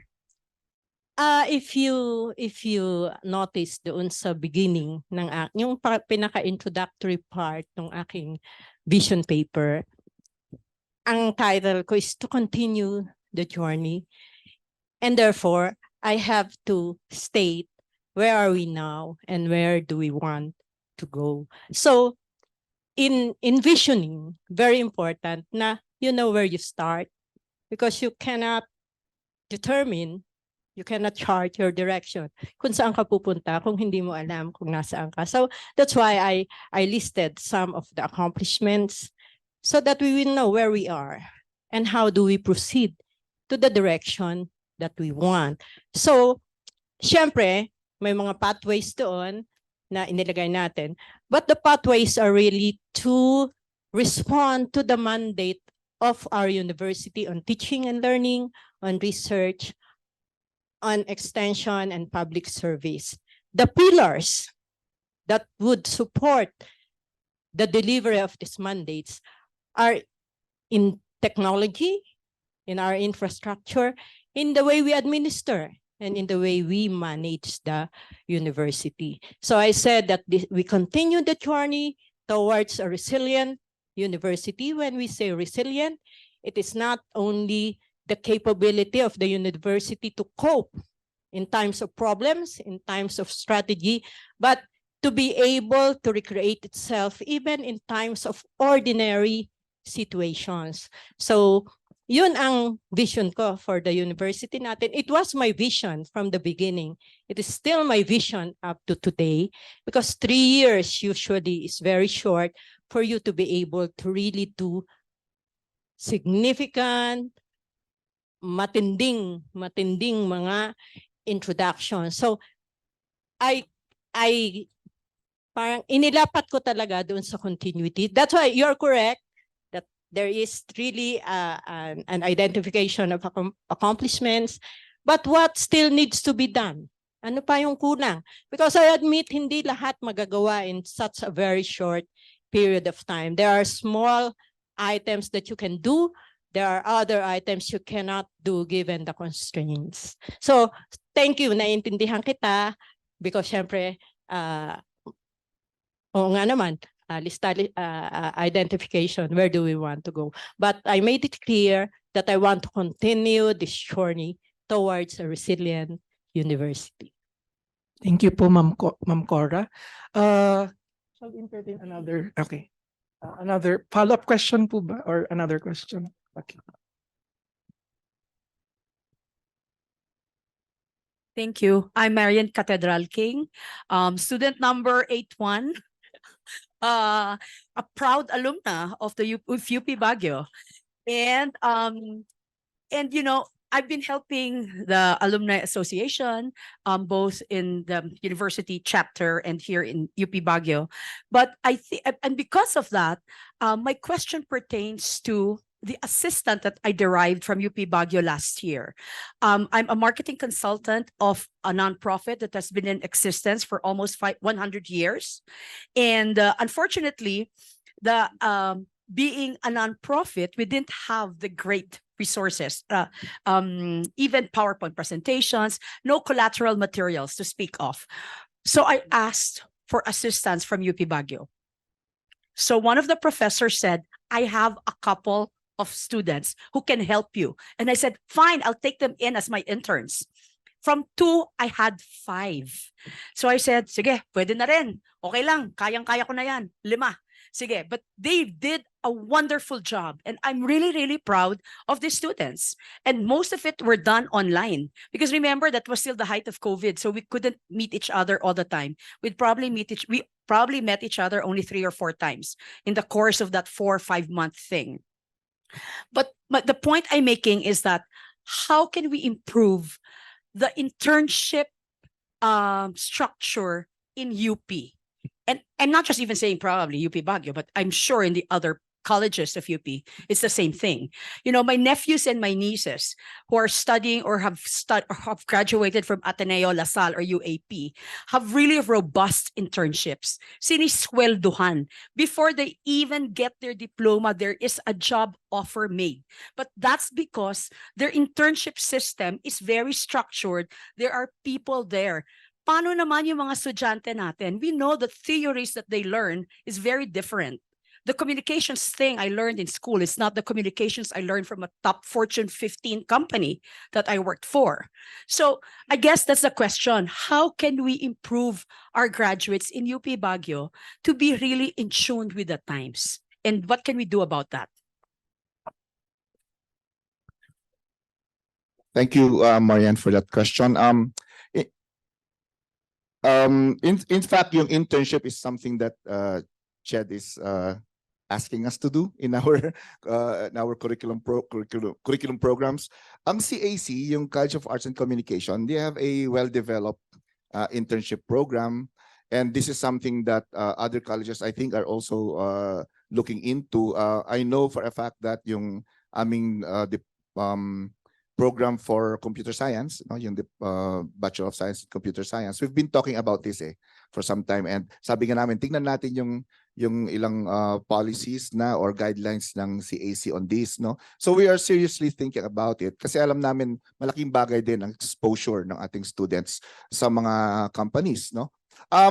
It's not easy though, because we need to also think about guidelines to ensure that they are safe, that they are not abused in in those workplaces, di ba? And then, no, if there's compensation, that they're properly compensated. So ganun yung mga ilang considerations, but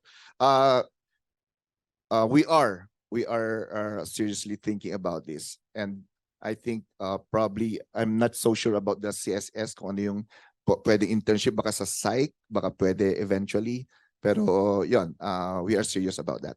Yeah, thanks. Yung internship is one of the most important component ng ating curricular program. It is the venue where a student is exposed to alternative learning experiences, supplementing what they have learned in the classroom. In UP, traditional yung ating approach to internship. Parang, sige, take kayo ng mga subjects. Pag malapit ka ng mag-thesis, mag-internship ka muna para makakuha ka ng konting idea from outside that might help you also develop your thesis, that might give you an idea how the workplace is.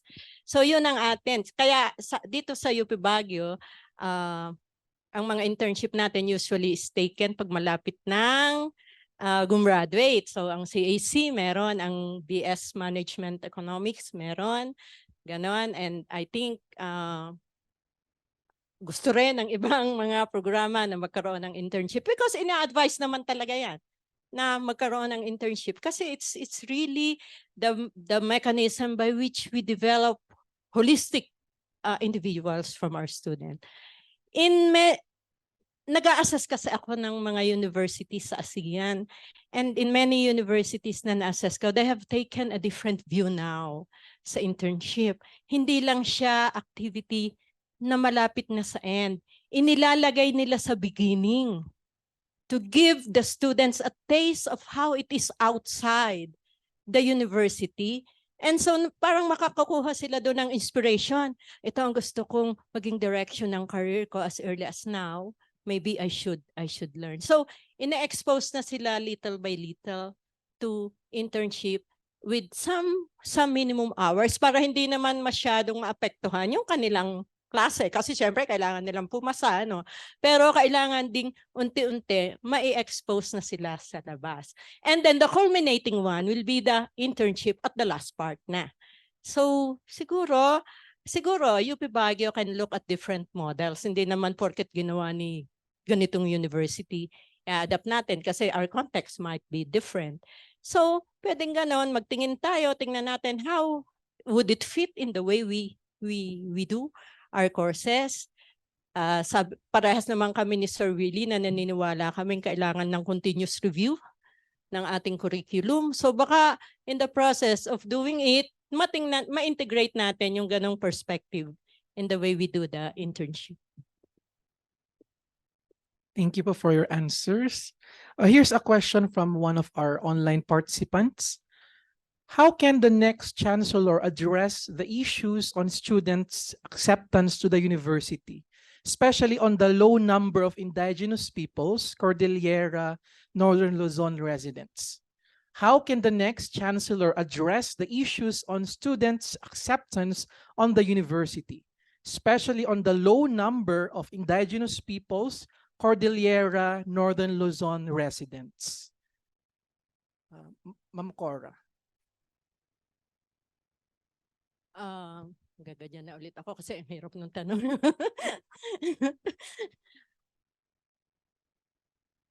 Actually, yan tayo sa UP Baguio.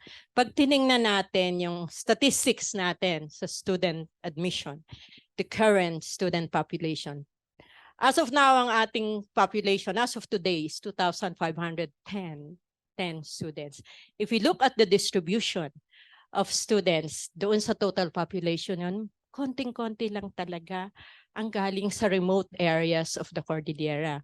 Kung titingnan natin yung Cordillera contribution to this population, most are coming from Baguio and the near municipalities. Very few ang galing sa Kalinga, sa Ifugao, sa Abra or Mountain Province. Meron naman, pero konting-konti.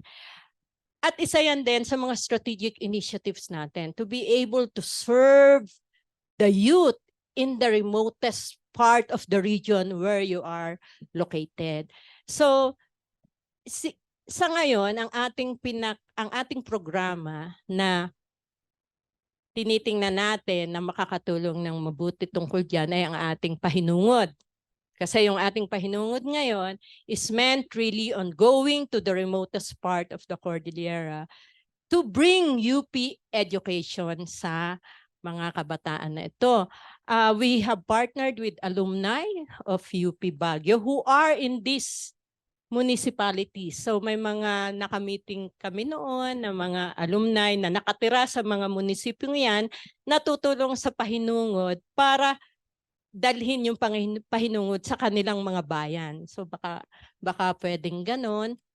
At marami na tayong volunteers ngayon ng pahinungod.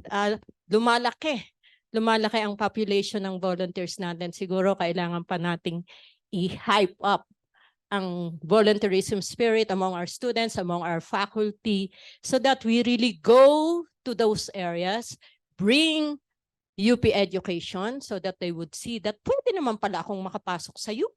Kahit ako ay medyo financially disadvantaged, pwede naman pala akong makapasok doon.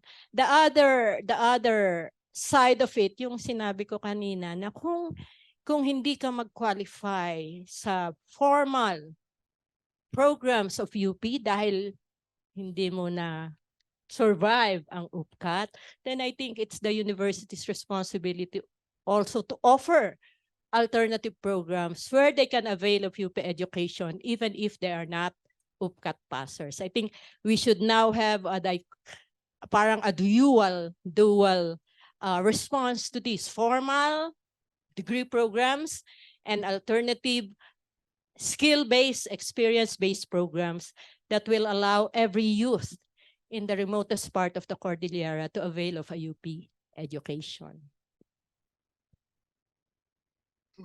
That has always been the problem, no? Kahit nung junior faculty, akong konti talaga ng mga IP students sa university.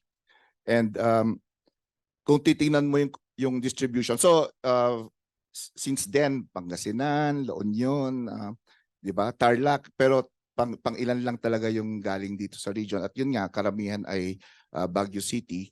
And then if you're going to look at, disaggregate mo yung data ng mga IP students dito, mas maraming Mountain Province, Kalinga, Ifugao, halos walang Abra, halos walang Apayao. So, that becomes really parang medyo hindi maganda, especially since we are located here. And then now, ang niche natin ay Cordillera Studies. So sana maganda expression yan ng ating niche, no? That we have more students coming from the region, even sa faculty and staff.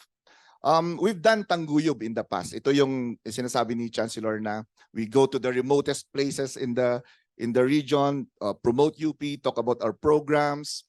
And now we're doing that again, no, which is good. Pero talagang bottleneck is UPCAT. Diba? Talagang doon ang isang pinakamalaking bottleneck. And I understand as under the present administration of President Jimenez, he's also really they're tackling this issue no head on na paano ba natin mapaparami pa ang mga estudyante na galing sa public schools kasi hindi talaga magandang optics mas maraming galing sa private schools na pumapasok sa university. But more than that, sa atin, concern na natin hindi lang public school, sana mas marami pang galing sa region, di ba? And so habang andun yung UPCAT, there's also that lobbying work that we need to do. Na kailangan talagang is seriously addressed din ng system kung paano pa UP system kung paano pa natin mapaparami ang mga estudyante natin na galing sa region. I have some ideas. I don't know if it's even constitutional, pero there are some ideas that we can propose. Halimbawa, isang pinag-usapan namin with some people nung itong napag-usapan itong UPCAT nga, parang hindi pa pwede i-declare na natin na doon sa results ng UPCAT, 60% of that will come from the public schools. 40 will come from the private. Para i-declare natin sa university na okay, 70-30, whatever. Pero sinasabi na natin regardless of yung scores ng UPCAT, parang bulto nito gusto natin 60% or 70% galing sa public school. Diba? And then maybe we can negotiate na malaking bulto doon, ay may bulto doon, malaking percentage galing sa IP communities, diba? Pero I don't know if that's constitutional kasi baka you're depriving some students who pass the UPCAT ng opportunity to enter. Pero you have to be bold about this Kasi this has been a problem for a long time, for such a long time hangga't hindi natin na-address ang UPCAT at hindi natin na-improve ang basic education, which is really the root cause of the problem, then it will continue to be a problem. Fire ako doon sa sinabi ni Sir Willie kasi sa ating admission meron tayong tinatawag na pabigat at pabigat at paningit.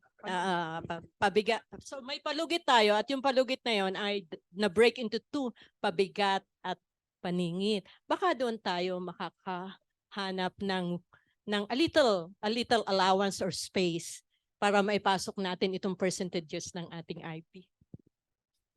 Eve. Good afternoon po, Chancellor and Sir Willie. One of the mandates of UP po as a national university includes sports.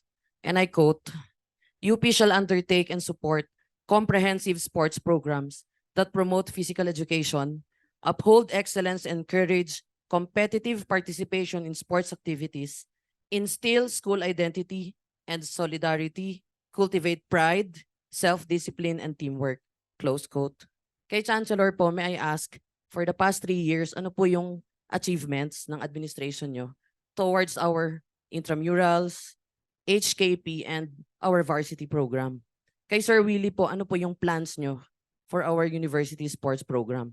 Hindi po kasi madali lumabas ng UP with our jerseys with UP and as coaches.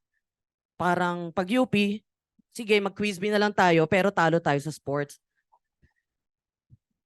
Parang ang battle cry ng athletes natin, quiz na lang pero we are in basketball, we are in badminton. Uhaw po kami sa suporta galing sa administrasyon. Pwede po ba naming malaman kung ano yung plano nyo or achievement si Chancellor Abansi sa ating sports program? Thank you po. Yung ating HKP, maliit na unit yan, pero ang dami nilang activities. So, ilan lang kayong EV na regular? Oo. Ganyan. So we try to complement the warm bodies ng HKP with coaches from outside, and these are part-time coaches. Kahit ang hindi naman tingin, kahit yung sabi niya is magaling tayo sa mga quiz bee. Pero sa mga sports, medyo kumukulela tayo. Hinahangaan ko ang tatag ng loob nila at saka ang lakas ng loob nila na taon-taon ay sumali sa BBR. Ganon.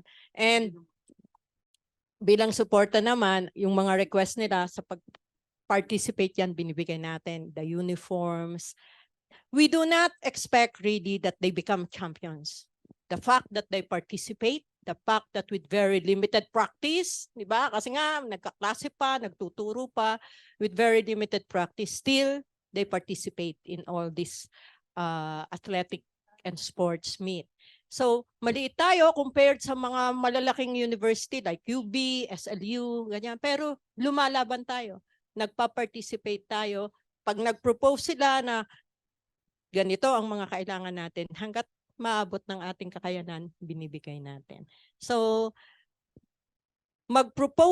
kung magpo-propose kayo ng mga alternative sports activities that you think should be the first best alternatives for students of UP Baguio, fitted to the context of our students and our location, I think that would be considered at susuportahan namin ni Sir Willie.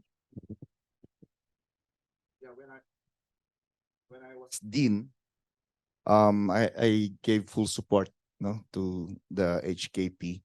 Hindi lang sa varsity program, kundi pati sa curricular programs.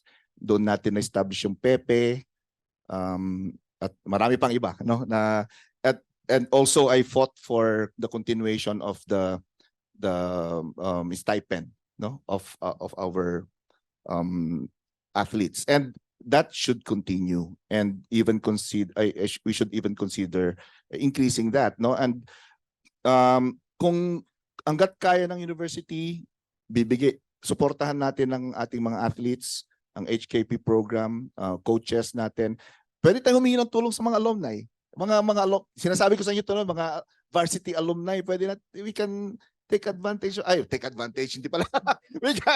we can take advantage of the support that they've been showing to us ever since. Kasi kung meron tayong call for reunion, andyan sila lagi di ba? So merong malaking potential ang mga alumni ng varsity program natin.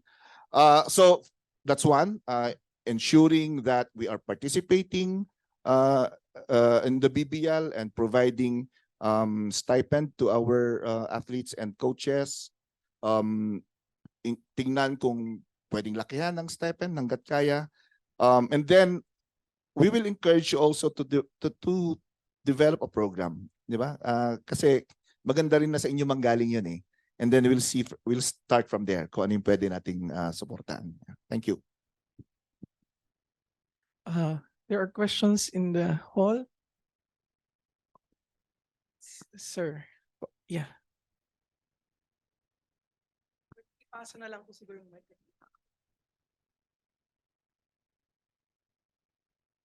Hello po, good afternoon po.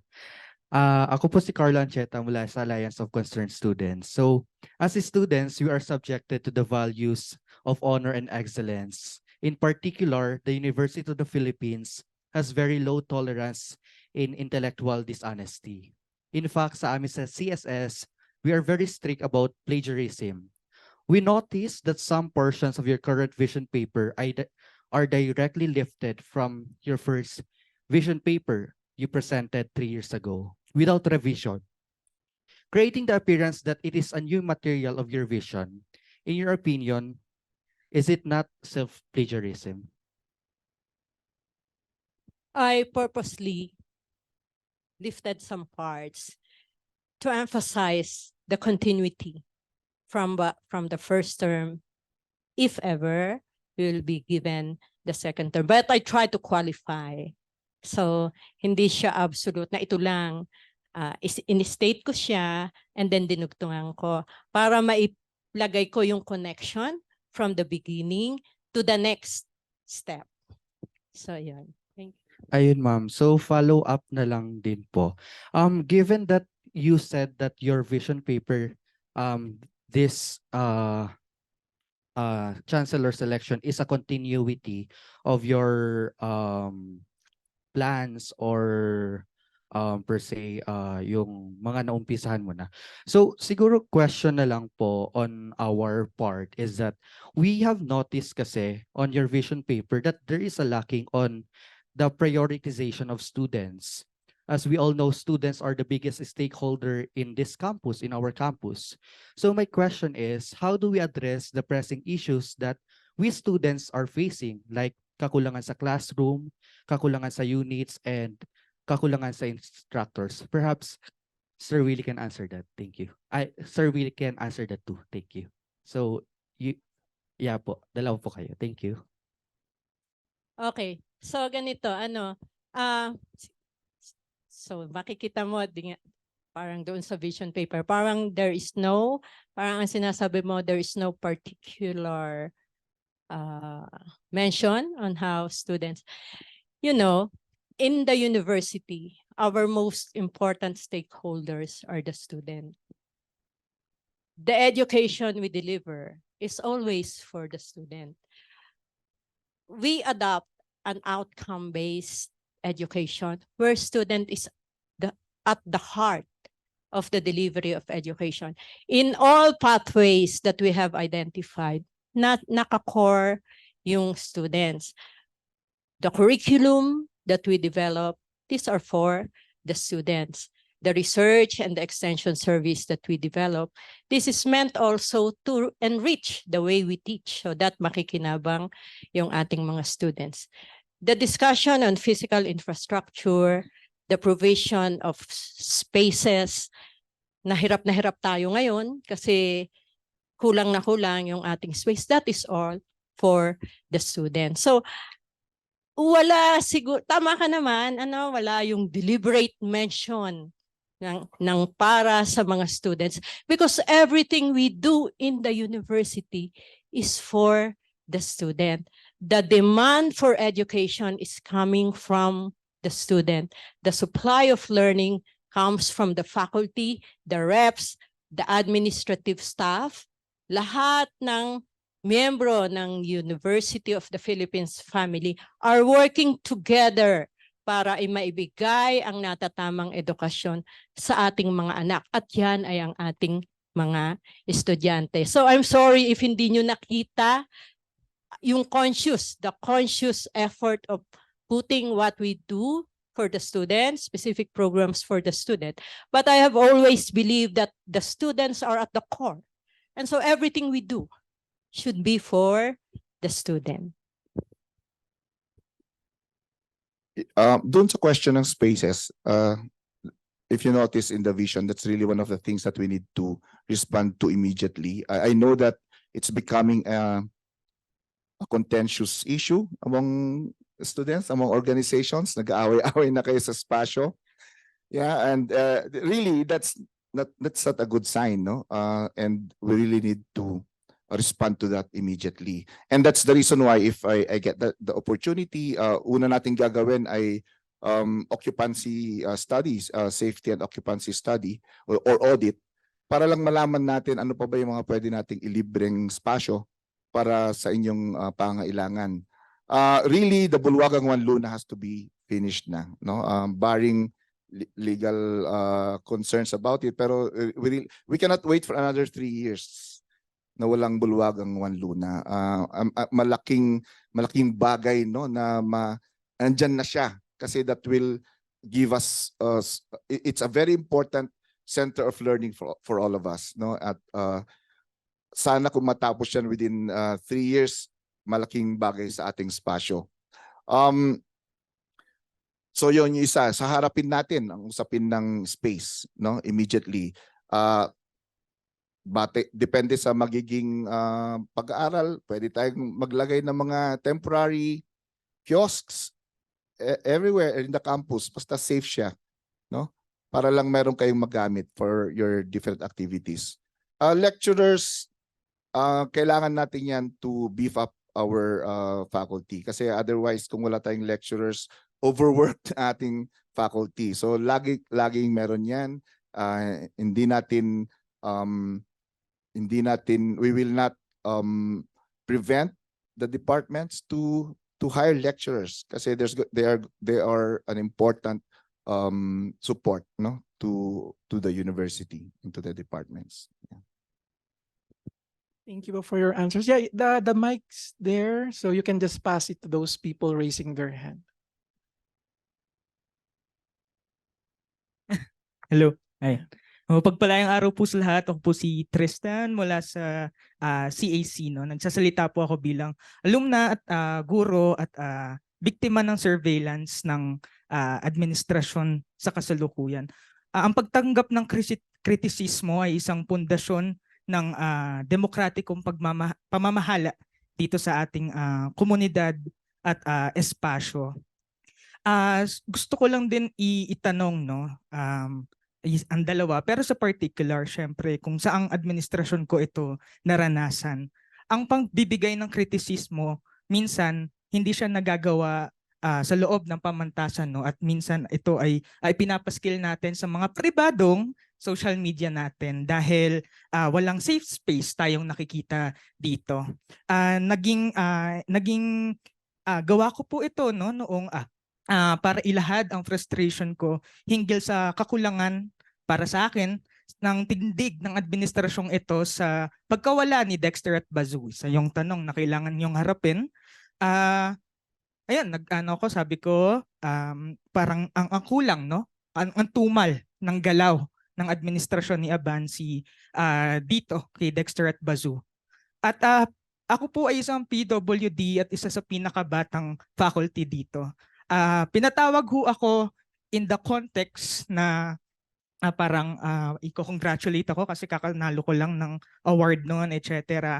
To my surprise, pumunta ako sa opisina, pinagsisigawan, binato ng papel, at pinakita sa akin, no, na may screenshot ng post ko at post ng napakaraming estudyante, faculty, at hindi ito isolated case. Madaming faculty sa CAC ang ginanito at hindi binabayaran, no, yung kinailangan kong psychiatrical help, psychological help, and trauma because of that.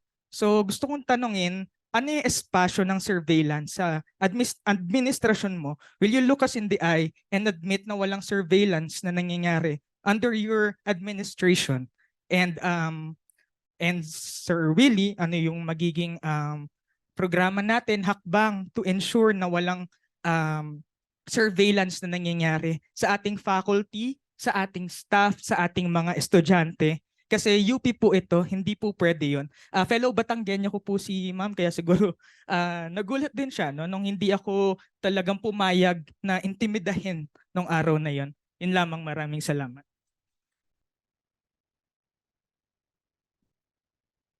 Palagay ko ako muna yung sasagot.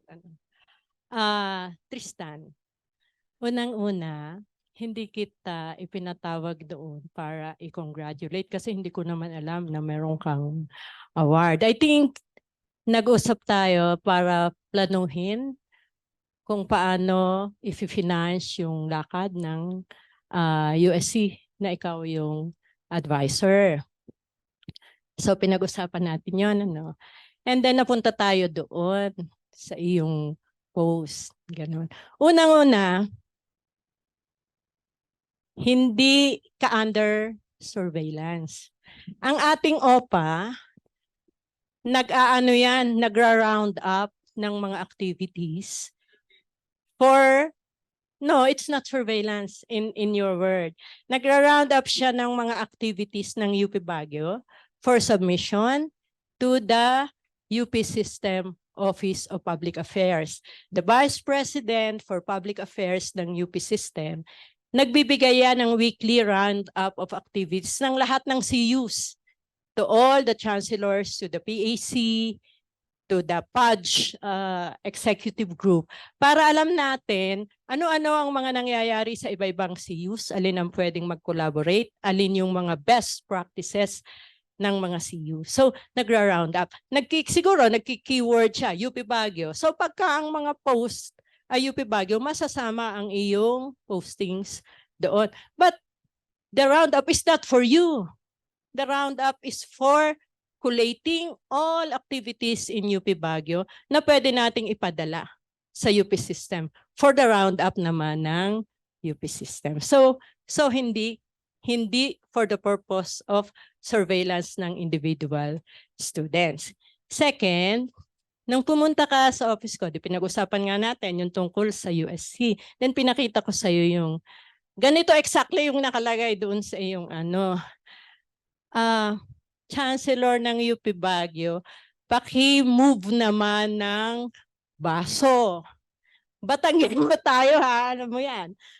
Sa Batangas, pag ganon, paki-move ng baso, parang nagiinuman kayo, and then ang tagal nung tagay sa'yo, parang hindi mo siya may ganon. Kaya tinanong ko sa'yo, ano ba ibig mong sabihin dito?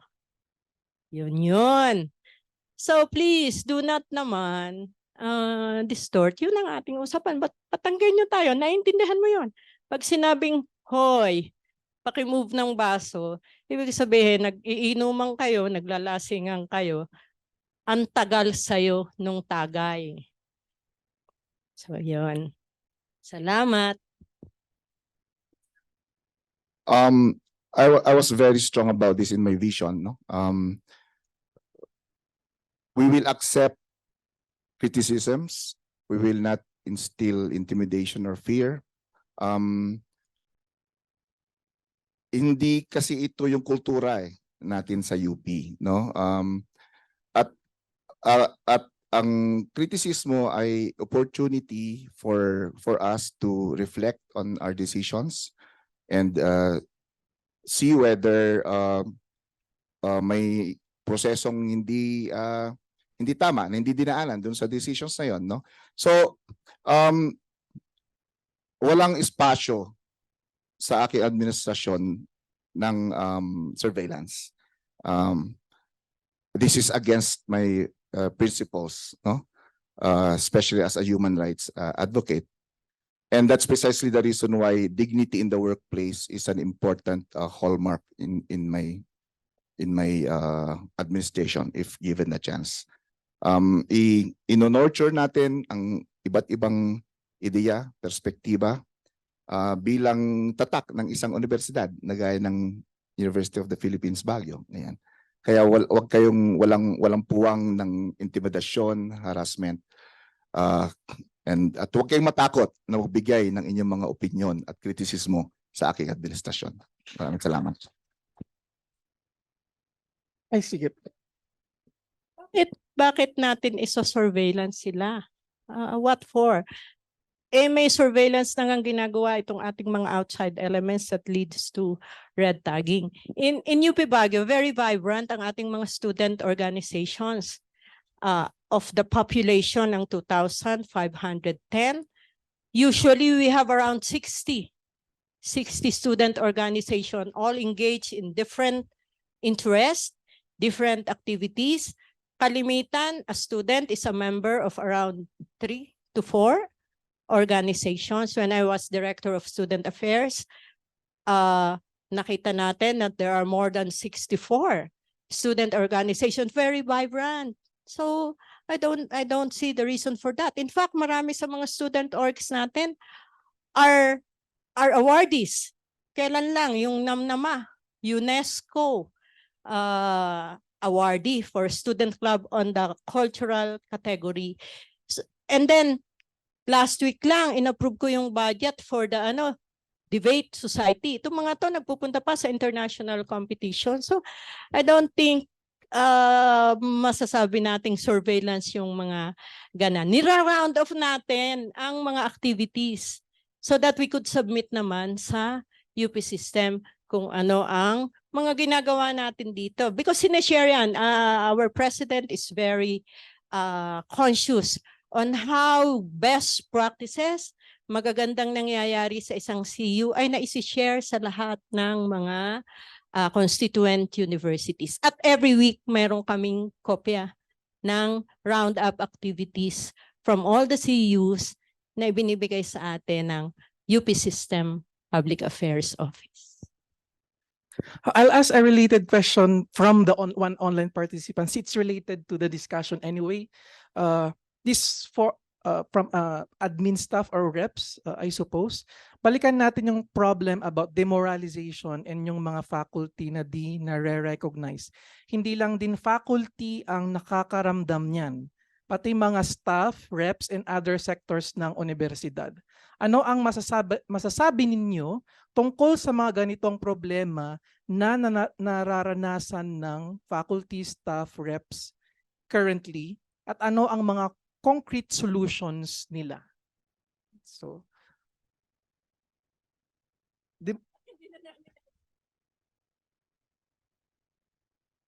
Sir Willie. Yeah, in fact, parang may general feeling na second-class citizens ang ating mga staff, no, and reps, and hindi dapat ganun ang maramdaman ninyo. Kaya nga mahalaga sa akin ang dignity in the workplace. Ang isang bahagi ng hilom, no, yung kailangan natin maghilom ng ganito at mawala itong mga ganitong pakiramdam, ay mabigyan kayo ng oportunidad na makasama sa pagbibigay ng opinyon, kontribusyon, mga plano, no, mula sa inyong mga opisina hanggang sa mga plano ng universidad. Kailangan yung maramdaman na binibigyan natin ng halaga ang inyong papel sa universidad at sa inyong mga opisina. Kailangan din na mag-participate din kayo actively doon sa ating mga espasyo na binibigay sa inyo. Kasi kung tatahimik tayo, mas lalong nare-reinforce, di ba, yung pagtingin na hindi naman mahalaga yung aming opinion. Kaya gusto nating ang aking marching orders, no, sa ating mga nasa posisyon, mga supervisors, bigyan ng pagkakataon na makapagbigay ng opinion, makapag-share ng ideas ang ating mga staff at mga reps. At don't shoot them down, no? Don't be dismissive about their ideas. Malaking bagay ito sa kanilang dignity, no? At pag binibigyan natin ng halaga ang kanilang mga ideya at contribution, mararamdaman nila na hindi sila second-class citizens at hopefully ay masagot din ang demoralization sa kanilang hanay. Maliban pa syempre sa pagbibigay ng tamang compensation, di ba? At kasi kasama rin naman talaga yan sa kasi ang problema diyan, ang daming trabaho, ang daming mga pinapagawa pero hindi naman nare-recognize, no? Hindi na babayaran ng tama. So kasama 'yon sa pagbibigay din ng pag-solve din sa demoralization among the ranks of our staff and reps.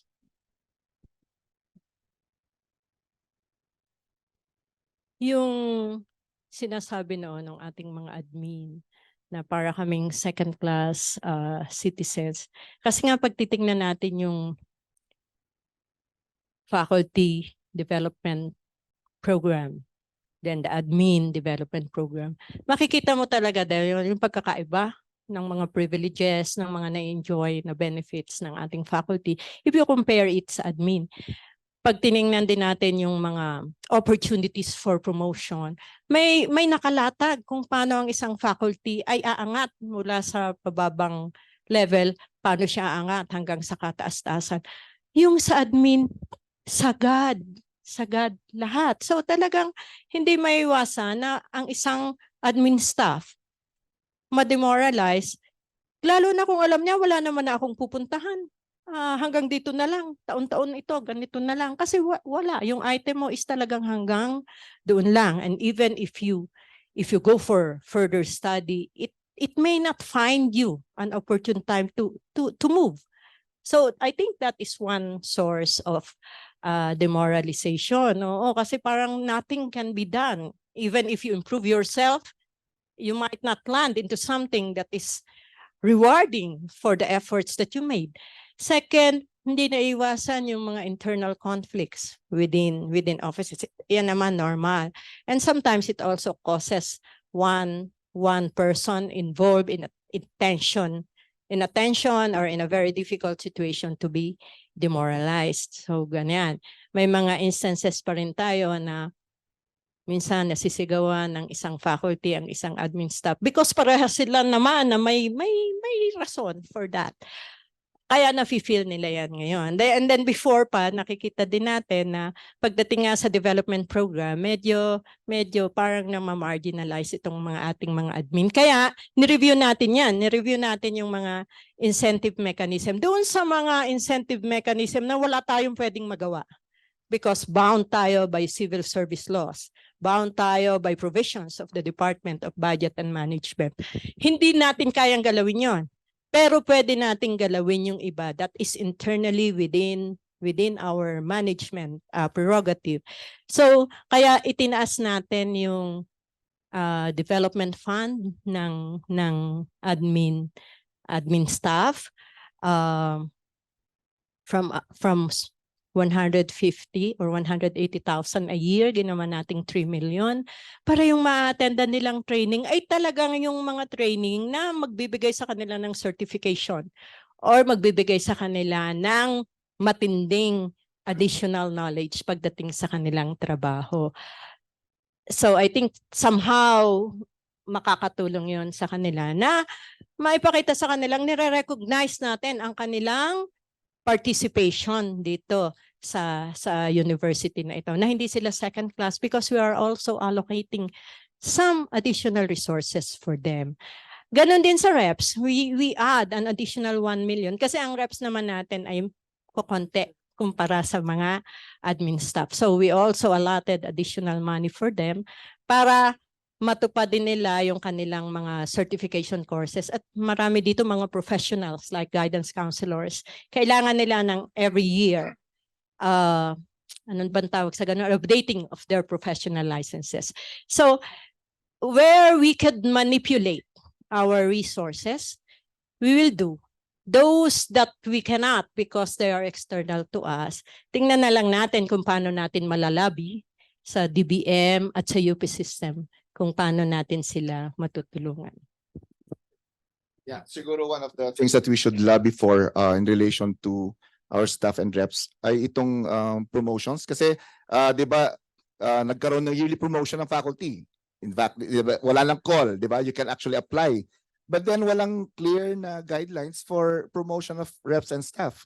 Hindi naman sila sinabihang mag-yearly din kayo, mag-yearly apply din kayo for promotion yearly, no? So medyo again, that alone already created some imbalance doon sa ating among the sectors in the community. Kaya nga call ng union nun dapat all kasi napag-iwanan yung staff and reps. So this is something that we should lobby, no, doon sa system na wag iwanan ang reps and staff in relation to promotions.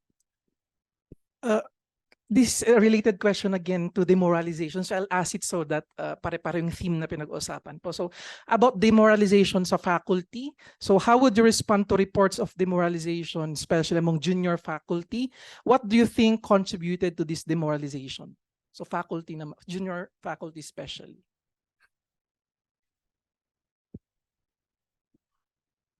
Siguro one of the reasons na nagkakaroon din ng demoralization sa junior faculty, I think we can revert back to yung naging usapan kanina na somehow nga yung personalized relationship na nawawala.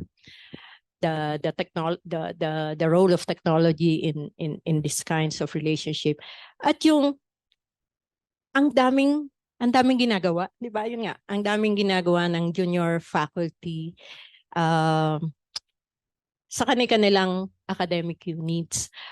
So, ang sinasabi natin kanina is there has to be a way by which the academic unit could revisit the kind of relationship that is existing.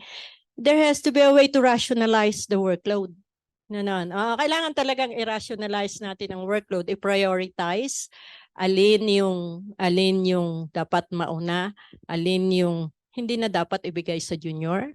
Baka yung ganon, yung you do a work audit of the different activities that an academic unit would like to do for a particular semester or for a particular year, and then do the prioritization, and then do the allocation of task. Maybe, siguro, minsan, kasi nga, you are bound by deadlines. Ang dami kasi natin deadline, diba? Ganon, there are deadlines within the CU, and there are also deadlines coming from the system. Yet, we all have to respond to. And therefore, in this flurry of deadlines and outputs and outcomes that you have to send, di minsan may mga work na concentrate na sa iisa or dadalawa lang. And then meron namang ilang iba na parang hindi pala nabigyan. But the middle level manager that facilitates all this sometimes will not be able to see all of this. So siguro yun, talagang kailangang i-rationalize natin so that nabibigyan din natin ng karampatang panahon itong ating mga junior faculty to discern their plans. What do they want to be in the next 5 years, in the next 10 years? What will I be 10 years from now in this university? Again, as I mentioned earlier, medyo unfortunate to, no? Kasi we're losing really good, very good junior faculty and they're leaving the university because of demoralization. I think part of the reason, sabi nga ni Chancellor, is yung workload. And they feel like, ang dami namin ginagawang junior, pero yung mga senior faculty, ang konti na pinapagawa sa aming lahat, di ba? Nung din ako, I didn't feel that. Nung din ako ng College of Science for 2 terms, I didn't feel that the junior faculty was demoralized during my term. Parang talaga eh. Minsan it's also how your leaders send the message, how they nurture, no, the junior and also the senior and even the staff. It's really setting the tone and showing them role models of how to, or showing them models of how to yung deal with relationships and how to work with people and feel for them to feel that hindi kami inaabuso, di ba? It's a shared responsibility. We like what we're doing, we're enjoying it, and we are contributing, and they're able to recognize our contributions. Baka ganun, baka may nawalang ganun kasi na dahil nga sa dami na ng ginagawa, daming deadlines, tambakan na lang ng trabaho ang junior faculty. And they don't feel like they're properly recognized for their contribution. So may ganun kailangan tayong baguhing kultura, no?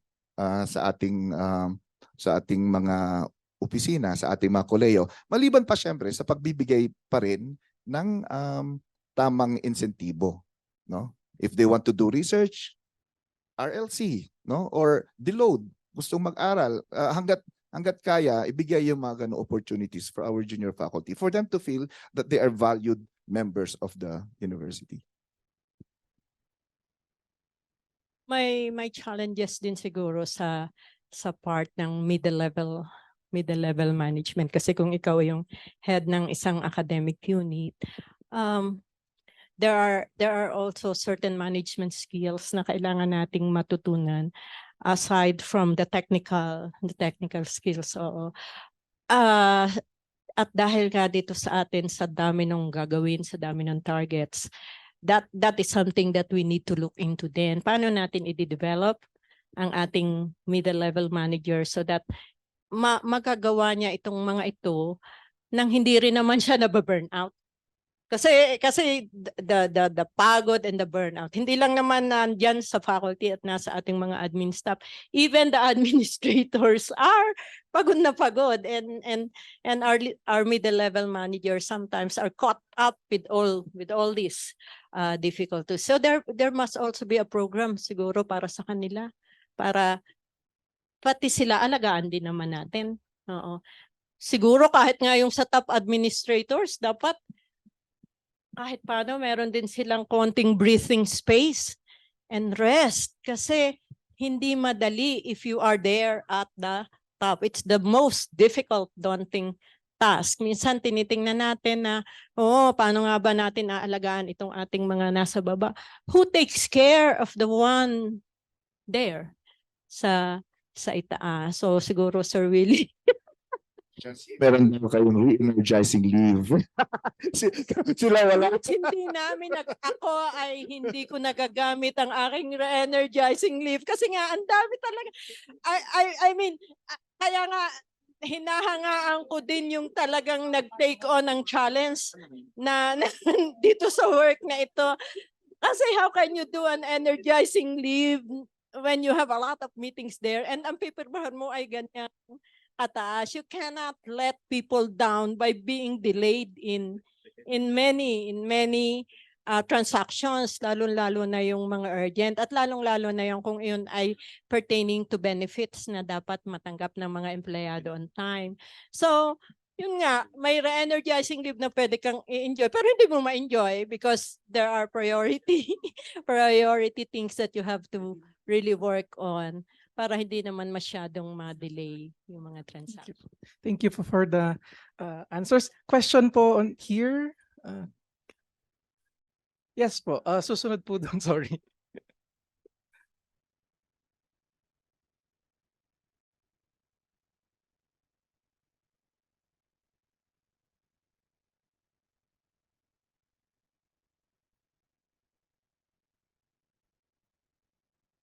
Good afternoon. I'm Rom Dizon from the Department of Biology.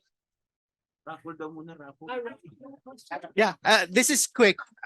Quick lang daw po. Okay, Natanong. I would just like to communicate a message from an alumna who is watching sa live stream.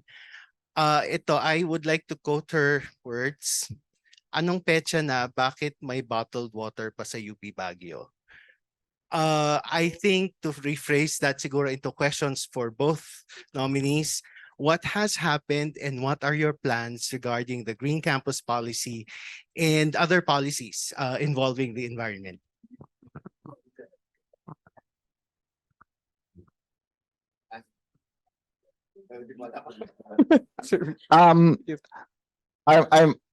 I'm very happy with the Green Campus policy of the university.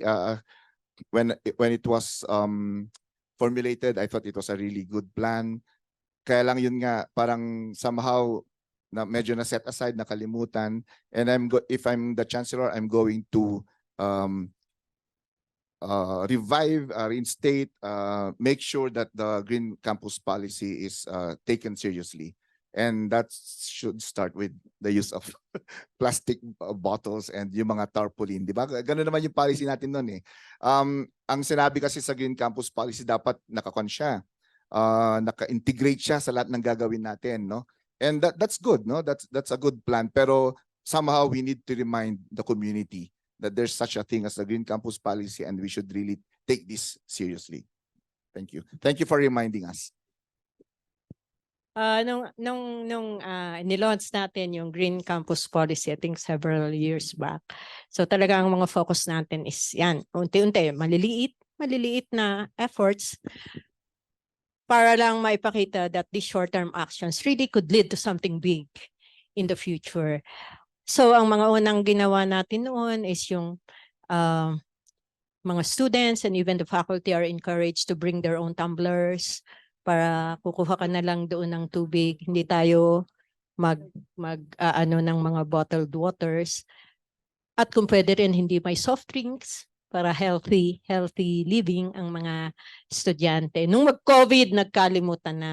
Ngayon, talagang I think somehow COVID did a lot of damage sa ating sistema. Ay, sabi, sa ating sistema and the way we live. Unti-unti tayong nagre-recover ngayon. Unti-unti tayong bumabalik doon sa ating mga gustong mangyayari at sana matupad natin.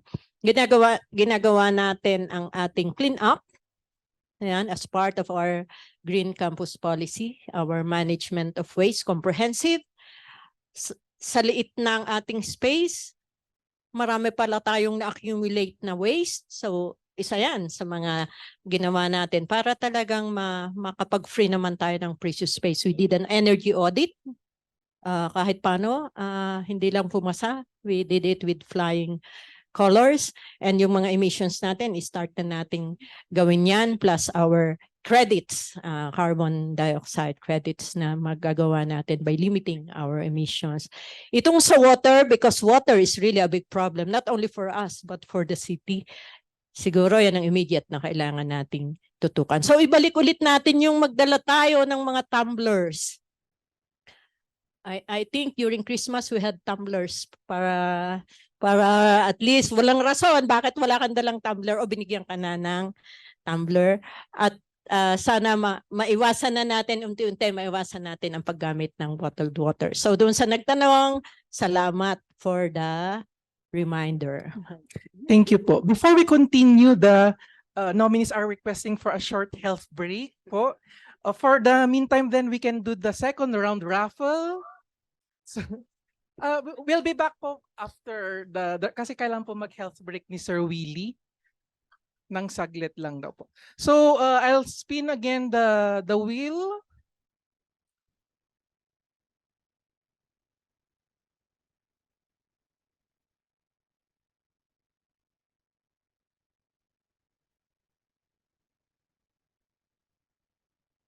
Solis, last name Solis. Meron po bang Solis?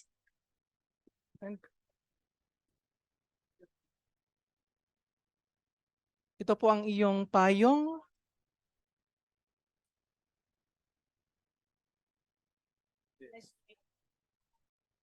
Another one.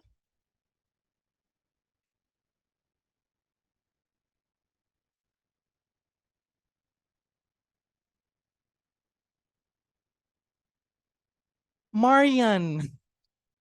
First name lang. Marian? Oh, okay. No, ano pa lang to? Ipapa-raffle daw ulit. Yung presentation. Nag-CR lang sila. They went to the CR. So, hindi pa siya at selection. Wala, Board of Regents. Margo Sipin? Diba? Board of Regents. Clear. Hindi sila. Ano mo po?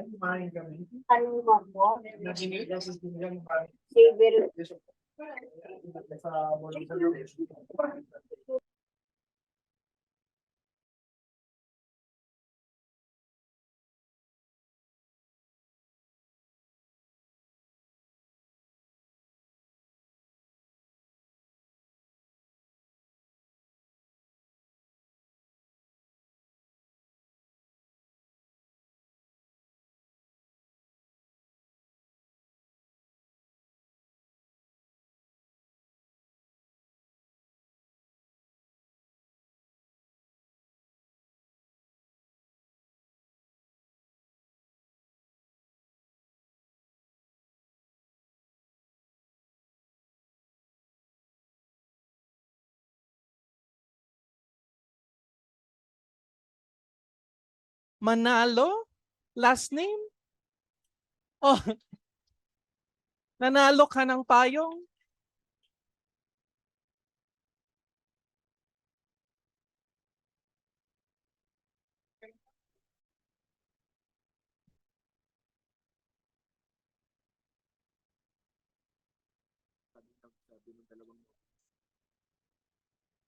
Ganito daw. No, sasabihin lang, we were supposed to end at 4:30. 4:30. We will just give the question, give them the chance to give last word. Yes. Closing statement. Closing statement sa sila. Last question, then closing statement. Any other questions that not been asked should be give to the nominees so that they know. And then they can ask the questions. I mean, later on, ano naman lang sa admin during our interview. Sila, diba? They can bring up the comments.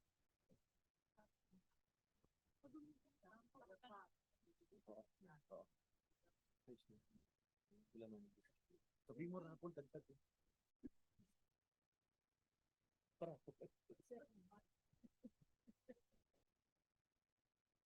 So time check po, it's already 4:28 and the search committee would like to stick to the original schedule, which is to end at 4:30, and our nominees are also requesting if it is possible to end the public forum now.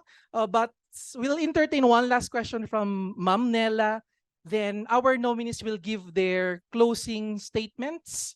Then we proceed to the closing remarks and the raffle. Meron pa po tayong natirang mga ipapa-raffle. Don't worry, the questions po that you sent were all collected and will be organized by and synthesized by the search committee and will be given to our nominees. So last question po from Ma'am Nella. I'm Nella Florendo from the College of Social Sciences, retiring in August. I actually have, before I ask the Miss Universe question for the nominees, but I do have questions I forwarded to the search committee about the integrity of the search process. I'm not sure that I can ask those questions.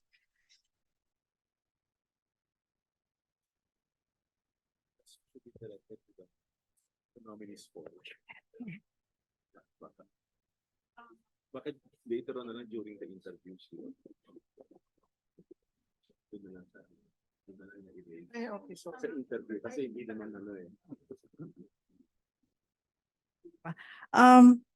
There were questions forwarded, maybe not only by Professor Florendo, but others regarding the composition of the search committee. Ang feeling ng mga kasama ko sa search committee, this question should be addressed to the president because we ourselves were appointed. So I guess pwedeng i-relay nung may tanong diretso sa president, or else we can at some point mention that such a question was raised. Ano pa ba yung isang question na Juan?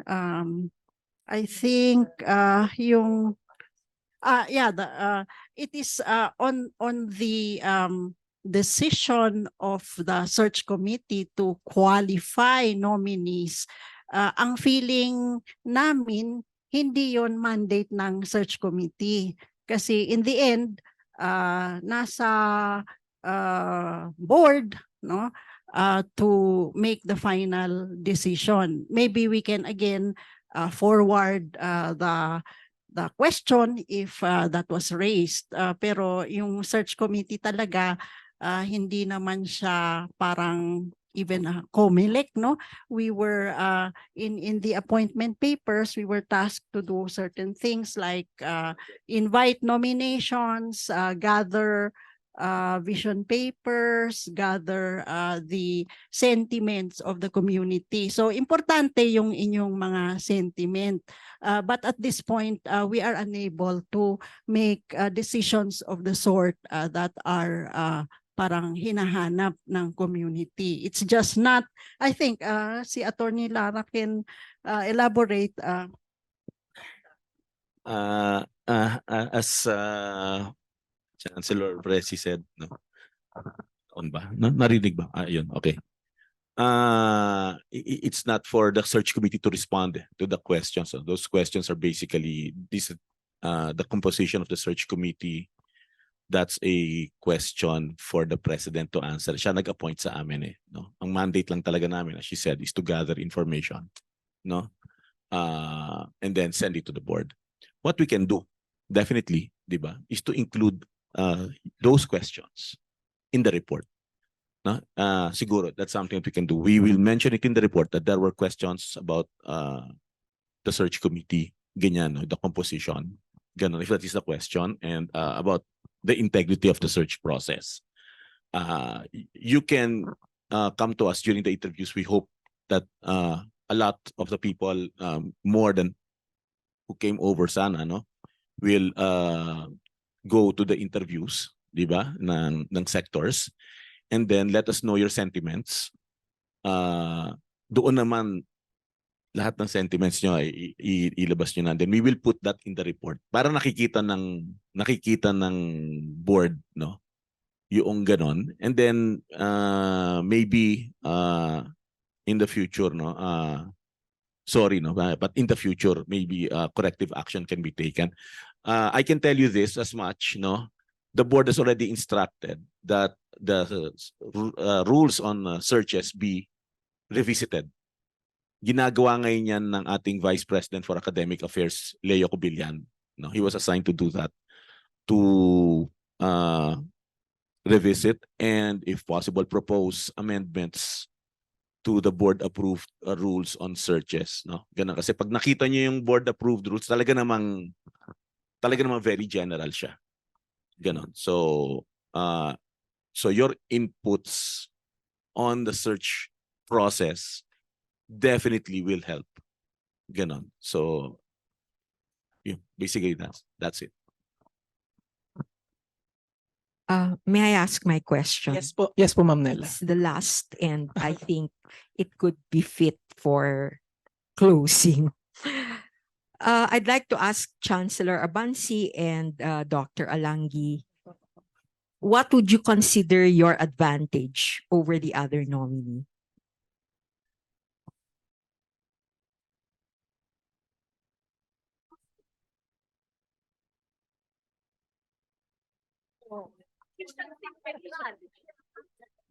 That's a good question because that is the question they intended to. What is your advantage over the other? Ma'am Nela, ang hirap-hirap naman ang tanong mo. Kung makikita, siguro makita nyo naman yung CV namin, makita nyo yung aming ang aming mga ginawa, makita nyo yung vision paper. So somehow you will be able to identify the strengths of each. Ako nakikita ko talaga si Sir Willie has been with UP Baguio for a long time. He's an expert in his field of discipline. Ako, ganun din. Sa economics and management ako, siya sa mathematics. So we have developed ourselves, enriched ourselves in our particular discipline. Siguro yung advantage ko lang, although I really don't look at it as advantage in the real sense of the word, is that I have worked in many settings. I have worked in private organizations. I have worked with government before, which are national agencies. I have worked with international organizations. And syempre, when you work, you gather a lot of experience. You gather a lot of wisdom, which you can bring in the table whenever appropriate. And then a little bit on age. Ganyan. Although maybe that is not an advantage anymore ngayon because sometimes the young have better and more ways of doing things. But ang sa akin lang is I think both of us carry with us our strengths. But the most important thing is our desire to serve. Hindi madaling pumasok sa ganitong search, pumasok sa ganitong klaseng work. And for that alone, palakpakan nyo na lang kami ni Sir Willie. Chancellor. I think if there's any advantage, I would think na advantage ko yung homegrown ako ng UP Baguio. I've been with the university for 42 years now. I saw it grow. I was part of its growth. So there's some kind of rootedness. I know the values of and I'm in other words, I benefit from yung hindsight, no, yung kasaysayan. I know how we develop as a university, and then also rooted din ako sa community. No, I've worked with a lot of communities in the region and also in other parts of the country. Na puntahan ko na yata lahat ng sulok ng Cordillera. I'm familiar with the issues of the people, and I think that's something that can contribute to our niche in Cordillera studies. And then there's danger there of being parochial pag ganun na nandito ka lang, pero also I have had some benefits of being trained abroad. There's also continuing engagement with international colleagues. So meron pa ring outward looking, no? So parang I think those combinations of being rooted and having grown in UP Baguio, rooted in the community without outward looking then because of yung international exposure, that will somehow that will definitely inform my programs and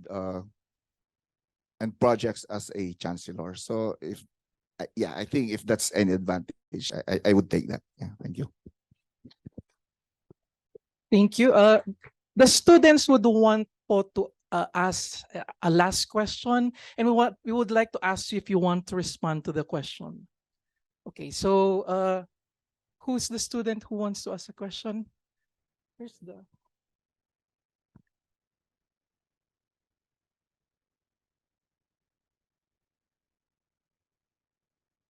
Hello. Magandang araw po sa lahat ng nandito. Magandang araw din po sa inyo, sir, ma'am. Ang tanong ko lang po ay, since nasabi na rin po naman kanina yung usapin patungkol sa paniniktik or surveillance. Noong nakaraang taon po kasi, around January, naging kalbaryo po yung buhay ko dahil sa taktikang tumanon makitongtong ng Task Group Baguio. 3 militar po yung pumunta sa bahay namin para i-surveil ako. Ngayon, base po sa usap sa kanila, sorry po, pinuntahan daw po nila ako dahil isa po akong potential recruit ng NPA at ibinase po nila yun sa mga artikulong sinusulat ko sa Outcrop. At dahil present daw po ako sa bawat protesta, sa bawat coverage na meron outside UP.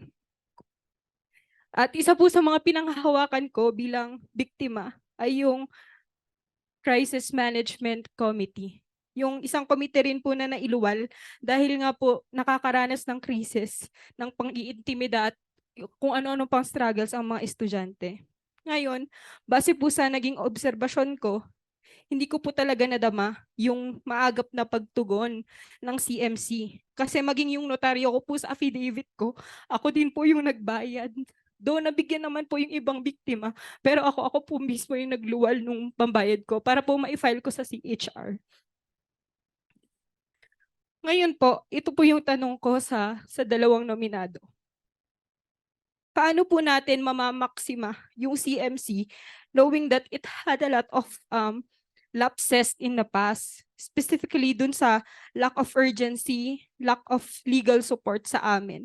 And knowing din po na merong mga reported na meron pong mga student intel dito sa loob ng pamantasan. So anong aasahan ko sa UPB bilang pamantasan ko? Ayun po. Thank you po.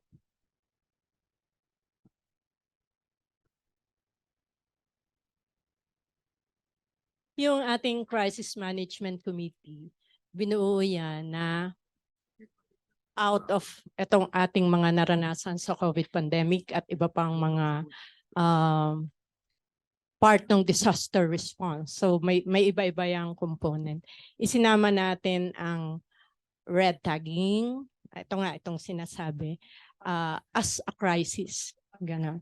There is a protocol that is developed, pero ito is still under review. It changes, depende kung ano ang mga pangyayari. Nalulungkot ako sa nangyayari. Ina-admit ko talagang naging mabagal yung proseso.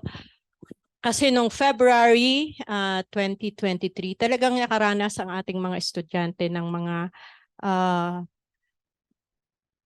mga instances na nateterrorize sila, nare-red tag sila. So sinunod natin yung mga prosesong nakalagay doon. But syempre, very bureaucratic nga kasi protocol and proseso. Pinilit nating makatulong to the extent possible. Tama yung sinabi, medyo mabagal mabagal talaga, ang hirap gawin ng prosesong ito at diniscuss ko yan doon sa mga kasama ko na paano ba magkakaroon talaga ng compromise, because by having a protocol, the mindset would always be process oriented. On the part of the student who suffer from these different intimidations, the mindset is outcome. So outcome-oriented, one is process-oriented. Where should the compromise come in? There should be a compromise. Is there a way to simplify the process so that the expectations of the students can be met? Nung nangyayari ang mga yan, we mobilize our alumni, mga lawyers natin. Sana may mga mag-volunteer para meron tayong regular reference person for which we could direct our students. Pero syempre, volunteer yun. Ganon. So, sabi ko, siguro in addition to a volunteer, meron tayo talagang dedicated na yan lang ang tututukan. Itong ating red tagging at itong mga ganitong pangyayari. Kasi parang hindi man siya mawawala ngayon, lalo na ngayon. Parang hindi natin masasabing, hindi, passing lang yan, wala na sa susunod. So let's assume that it will be something that will happen again. And therefore, let's dedicate someone na talagang makakatulong sa atin kung paano natin magagawa yan. Meron, ito in a related problem naman, yung ating psychosocial problem, na nakagawa tayo ng paraan na mapagbigyan yung hiling ng University Student Council to really have a psychiatrist dedicated to problems na talagang mas malalim para sa ating mga estudyante so that we could extend the help, especially to those with very malalim na problema. Pwede rin siguro nating magawa yan sa red tagging. So I apologize na sa pinagdaanan niya yung ganun kahirap na proseso. Nung magtanong ako sa CHR kung ano ba yung proseso nila kasi baka makakakuha tayo doon ng mga tips for best practices. Pero ganun din pala, maghihingi din sila ng report. So ang titingnan na lang natin, paano kaya natin masu-shortcut ito? Paano natin mapapadali? In other words, a quick response that would really be able to provide concrete help sa bata rather than yung gano'n na maraming prosesong pagdadaan. The university has the responsibility to protect you at all costs. No, hindi lang students, kundi iba pang masasubject sa harassment and red tagging.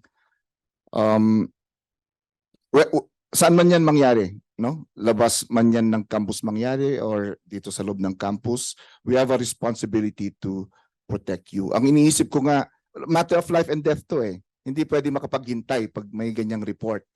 And the last thing that you will expect from us is to question your report and to have doubts about your report. Kasi kung merong ganitong report, seryosohin dapat siya ng university. Matter of life and death. Ang iniisip ko nga ang isang proseso. Andyan yung Crisis Management Committee but it has so many concerns. Baka kailangan talaga merong dedicated, gaya sabi ni Chancellor, dedicated committee or group of people that will respond to red tagging, even disappearances. Di ba? Yung issue ni Dexter and Bazoo, that's something that we should hindi dapat tumigil yan. Wala pa sila hanggang ngayon. Mag-1 year na sila sa April. We should be talking about it. We should be doing something about it. dapat tayo magbuo ng committees, dapat napapanahon siguro magbuo na tayo ng committee on the promotion and protection of academic freedom and human rights dito mismo sa level ng universidad para tumutok sa mga ganitong issue. Ito yung mag-ensure that there's a QRT, quick reaction team, that will respond to students in distress. Pag may report ng red tagging, may report na pinuntahan sa bahay, meron tayong group of people who can go there and secure the student, put them here, or put them in a safe space.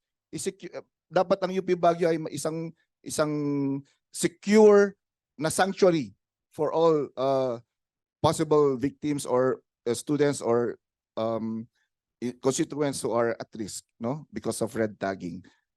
I'm a very strong human rights advocate. Hindi ko papayagang mangyari ang ganito sa ating universidad. At asahan nyo lahat ng resources university ay gagamitin ko para protektahan kayo. Thank you po. With that question, we are ending the public forum part of our program this afternoon. Thank you for your questions and cooperation. And let us also thank our nominees for graciously responding and answering to these questions. Again, rest assured that those questions that haven't been asked will be collected and will be given to the nominees.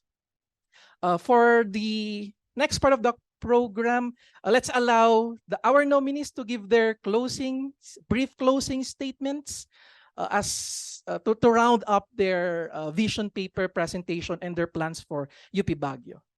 Sir Willie? Maraming salamat sa inyong pagdalo dito. Rest assured that I've been taking notes of the concerns that were raised. I also would like to invite you to participate in the sectoral consultations. Sabihin niyo na doon lahat ng gusto niyo sabihin. Huwag kayong matakot. I'm sure that both of us, ni Chancellor Abansi, will not take that against you. No? Wala kayong dapat ikatakot. If I'm given the chance to be the Chancellor, I'm going to be a Chancellor for everyone. Ngayon pa lang, simulan na natin na payabungin ang dignidad sa ating universidad. Manalo man ako o matalo, dapat mamayani yung ganong klase ng kultura, no, sa ating universidad. Huwag kayong matakot. I feel so sad that some of you don't speak up because baka ma-threaten ng tenure or baka pagalitan ng supervisor. Hindi tayo ganun, di ba? Hindi tayo ganun sa universidad. Dapat lahat ng ideya ay tinatanggap natin, pinag-iisipan namin na tumatanggap ng mga ideya. Huwag kayong matakot. Take advantage of the sectoral consultation to raise all the issues that you want to raise and that you want us to address. Yeah. Thank you. Nagpapasalamat ako sa inyong pagdalo dito sa public forum. Isa ito sa napaka-importanting bahagi ng search process para ni-ventilate natin lahat ng ating opinion, views, at mga pananaw. Napaka-importante kasi ng posisyon ng Chancellor, and the process should be a very dignified process. Hindi madali na pumasok sa ganitong proseso, at ngayon pa lang kino-congratulate ko na si Sir Willie for taking the challenge. Sino man ang mapili sa amin, hindi yon ang importante. Ang importante, mapapagsilbihan mo ang universidad na mahal mo. Makukuha natin ang cooperation ng mga tao para mas payabungin ang ating universidad. At tama yung sabi niya na huwag kayong matakot na sabihin ang inyong mga saloobin. Public forum nga ito. So, we are open to any ideas, to any suggestions. Kasi alam naman natin na sinasabi niyo itong mga ito para ma-improve natin ang ating buhay dito sa UP Baguio. So, maraming salamat sa inyo. Hindi pa tayo tapos kasi nga meron pa tayong mga interview sessions where you can also ventilate kung ano man yung inyong gustong iparating. At yun namang mga sasabihin yung mga issues, yan ay i-refer din sa amin para malaman kung paano namin i-address. So maraming salamat at mabuhay tayong lahat. Let's give them another round of applause.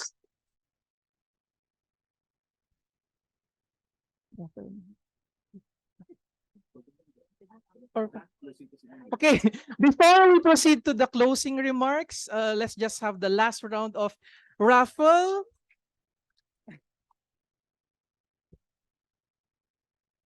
So may dalawa. Oo. So meron tayong bags, tote bags, and of course the mahiwagang payong. Garcia, last name Garcia. Oh, actually. Wala. Ay, Garcia. Next.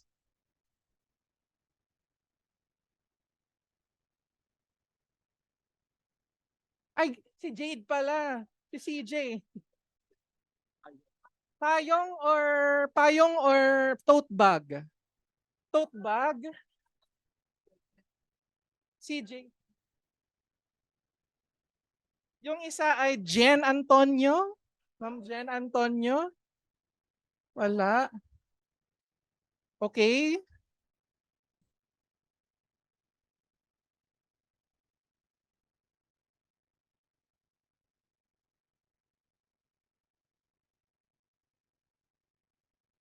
Iya Trinidad. Payong or bag? Payong.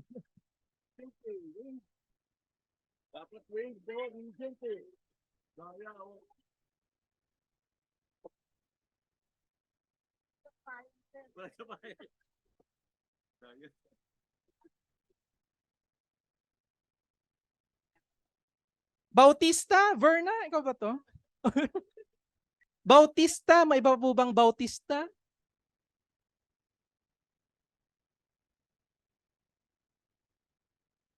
Next. Dapat po andito para maklaim.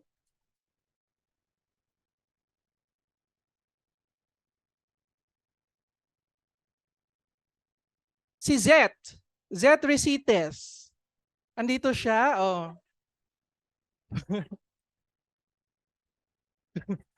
Zet, payong o bag?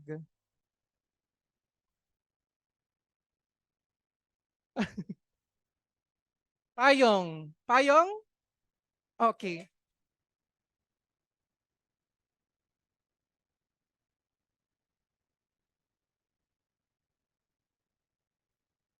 Hindi pwedeng i-monetize.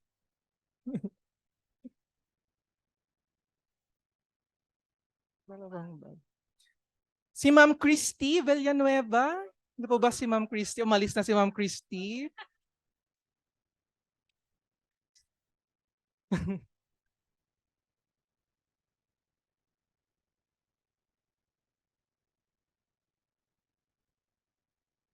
Bakuyag?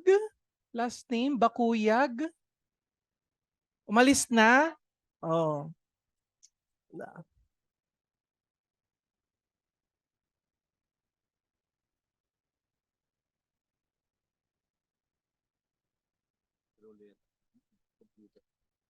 Dugup, si Ma'am Brenda ba to? Ma'am Brenda Dugup?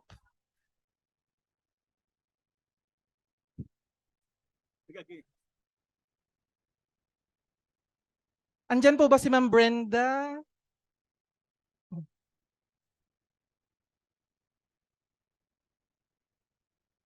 Tozorando? Tozorando? O ganito tayo hanggang gabi.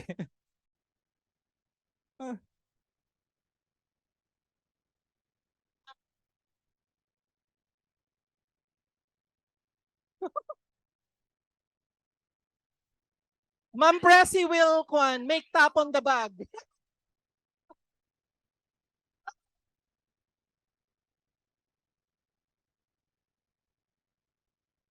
Yun na yun. Oh. Hindi pwedeng iba to yung payong. Wala nang payong. So, let's now proceed. Oh, meron. Oh, ibabato din. Isa pa, okay.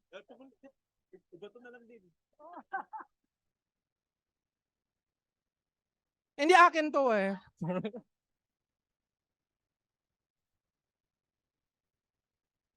Abilar?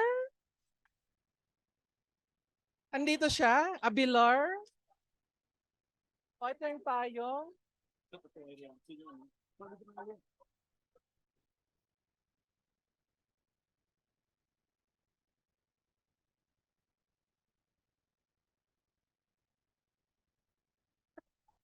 Yan na po ang huli nating item. Kung gusto niyo po ng payong bag, umattend po tayo ng sectoral consultation.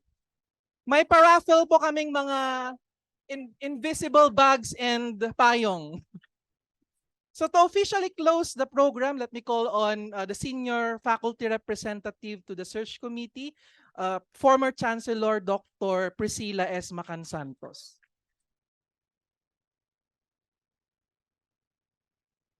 Sorry, ubos na yung payong. Ay, yung bag ko do. Anyway, sandali na lang ito. Maraming salamat sa lahat ng dumalo sa ating pagpupulong ngayong hapon. Sa mga mag-aaral, sa mga kawani, sa mga guro, mga alumni, mga kaibigan ng UP Baguio. Mahalaga ang ating partisipasyon sa proseso ng pagpili, katulad ng sinabi ni Chancellor Abansi. At yung pagpili nga sa mamumuno sa UP Baguio sa darating na 3 taon. Mahalaga na maipaabot natin ang ating mga mithiin, mga agam-agam at pangarap para sa UP Baguio. Tayong lahat ay bahagi ng pagbubuo ng vision para sa ating universidad. Kaya nga't mahalaga ang ating pakikilahok dito. Tsaka masarap yung pagkain, no? Maraming salamat din sa ating mga nominado, si Dr. Abansi at saka si Dr. Alanggi, sa pagtanggap sa hamon ng pamumuno sa UP Baguio.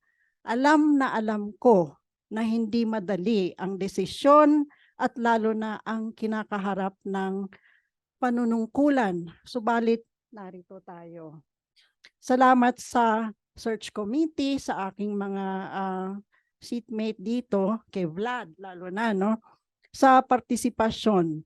I believe I speak for everyone in committing to do the very best we can to fulfill our mandate with fairness and nothing but the good of UP Baguio foremost in our minds. Ano man ang mangyari, sama-sama tayo sa pagharap, sa hinaharap ng UP Baguio. Good luck sa ating lahat. Good luck sa ating mga nominado. Maraming salamat at maraming salamat sa payong at bag. Good luck.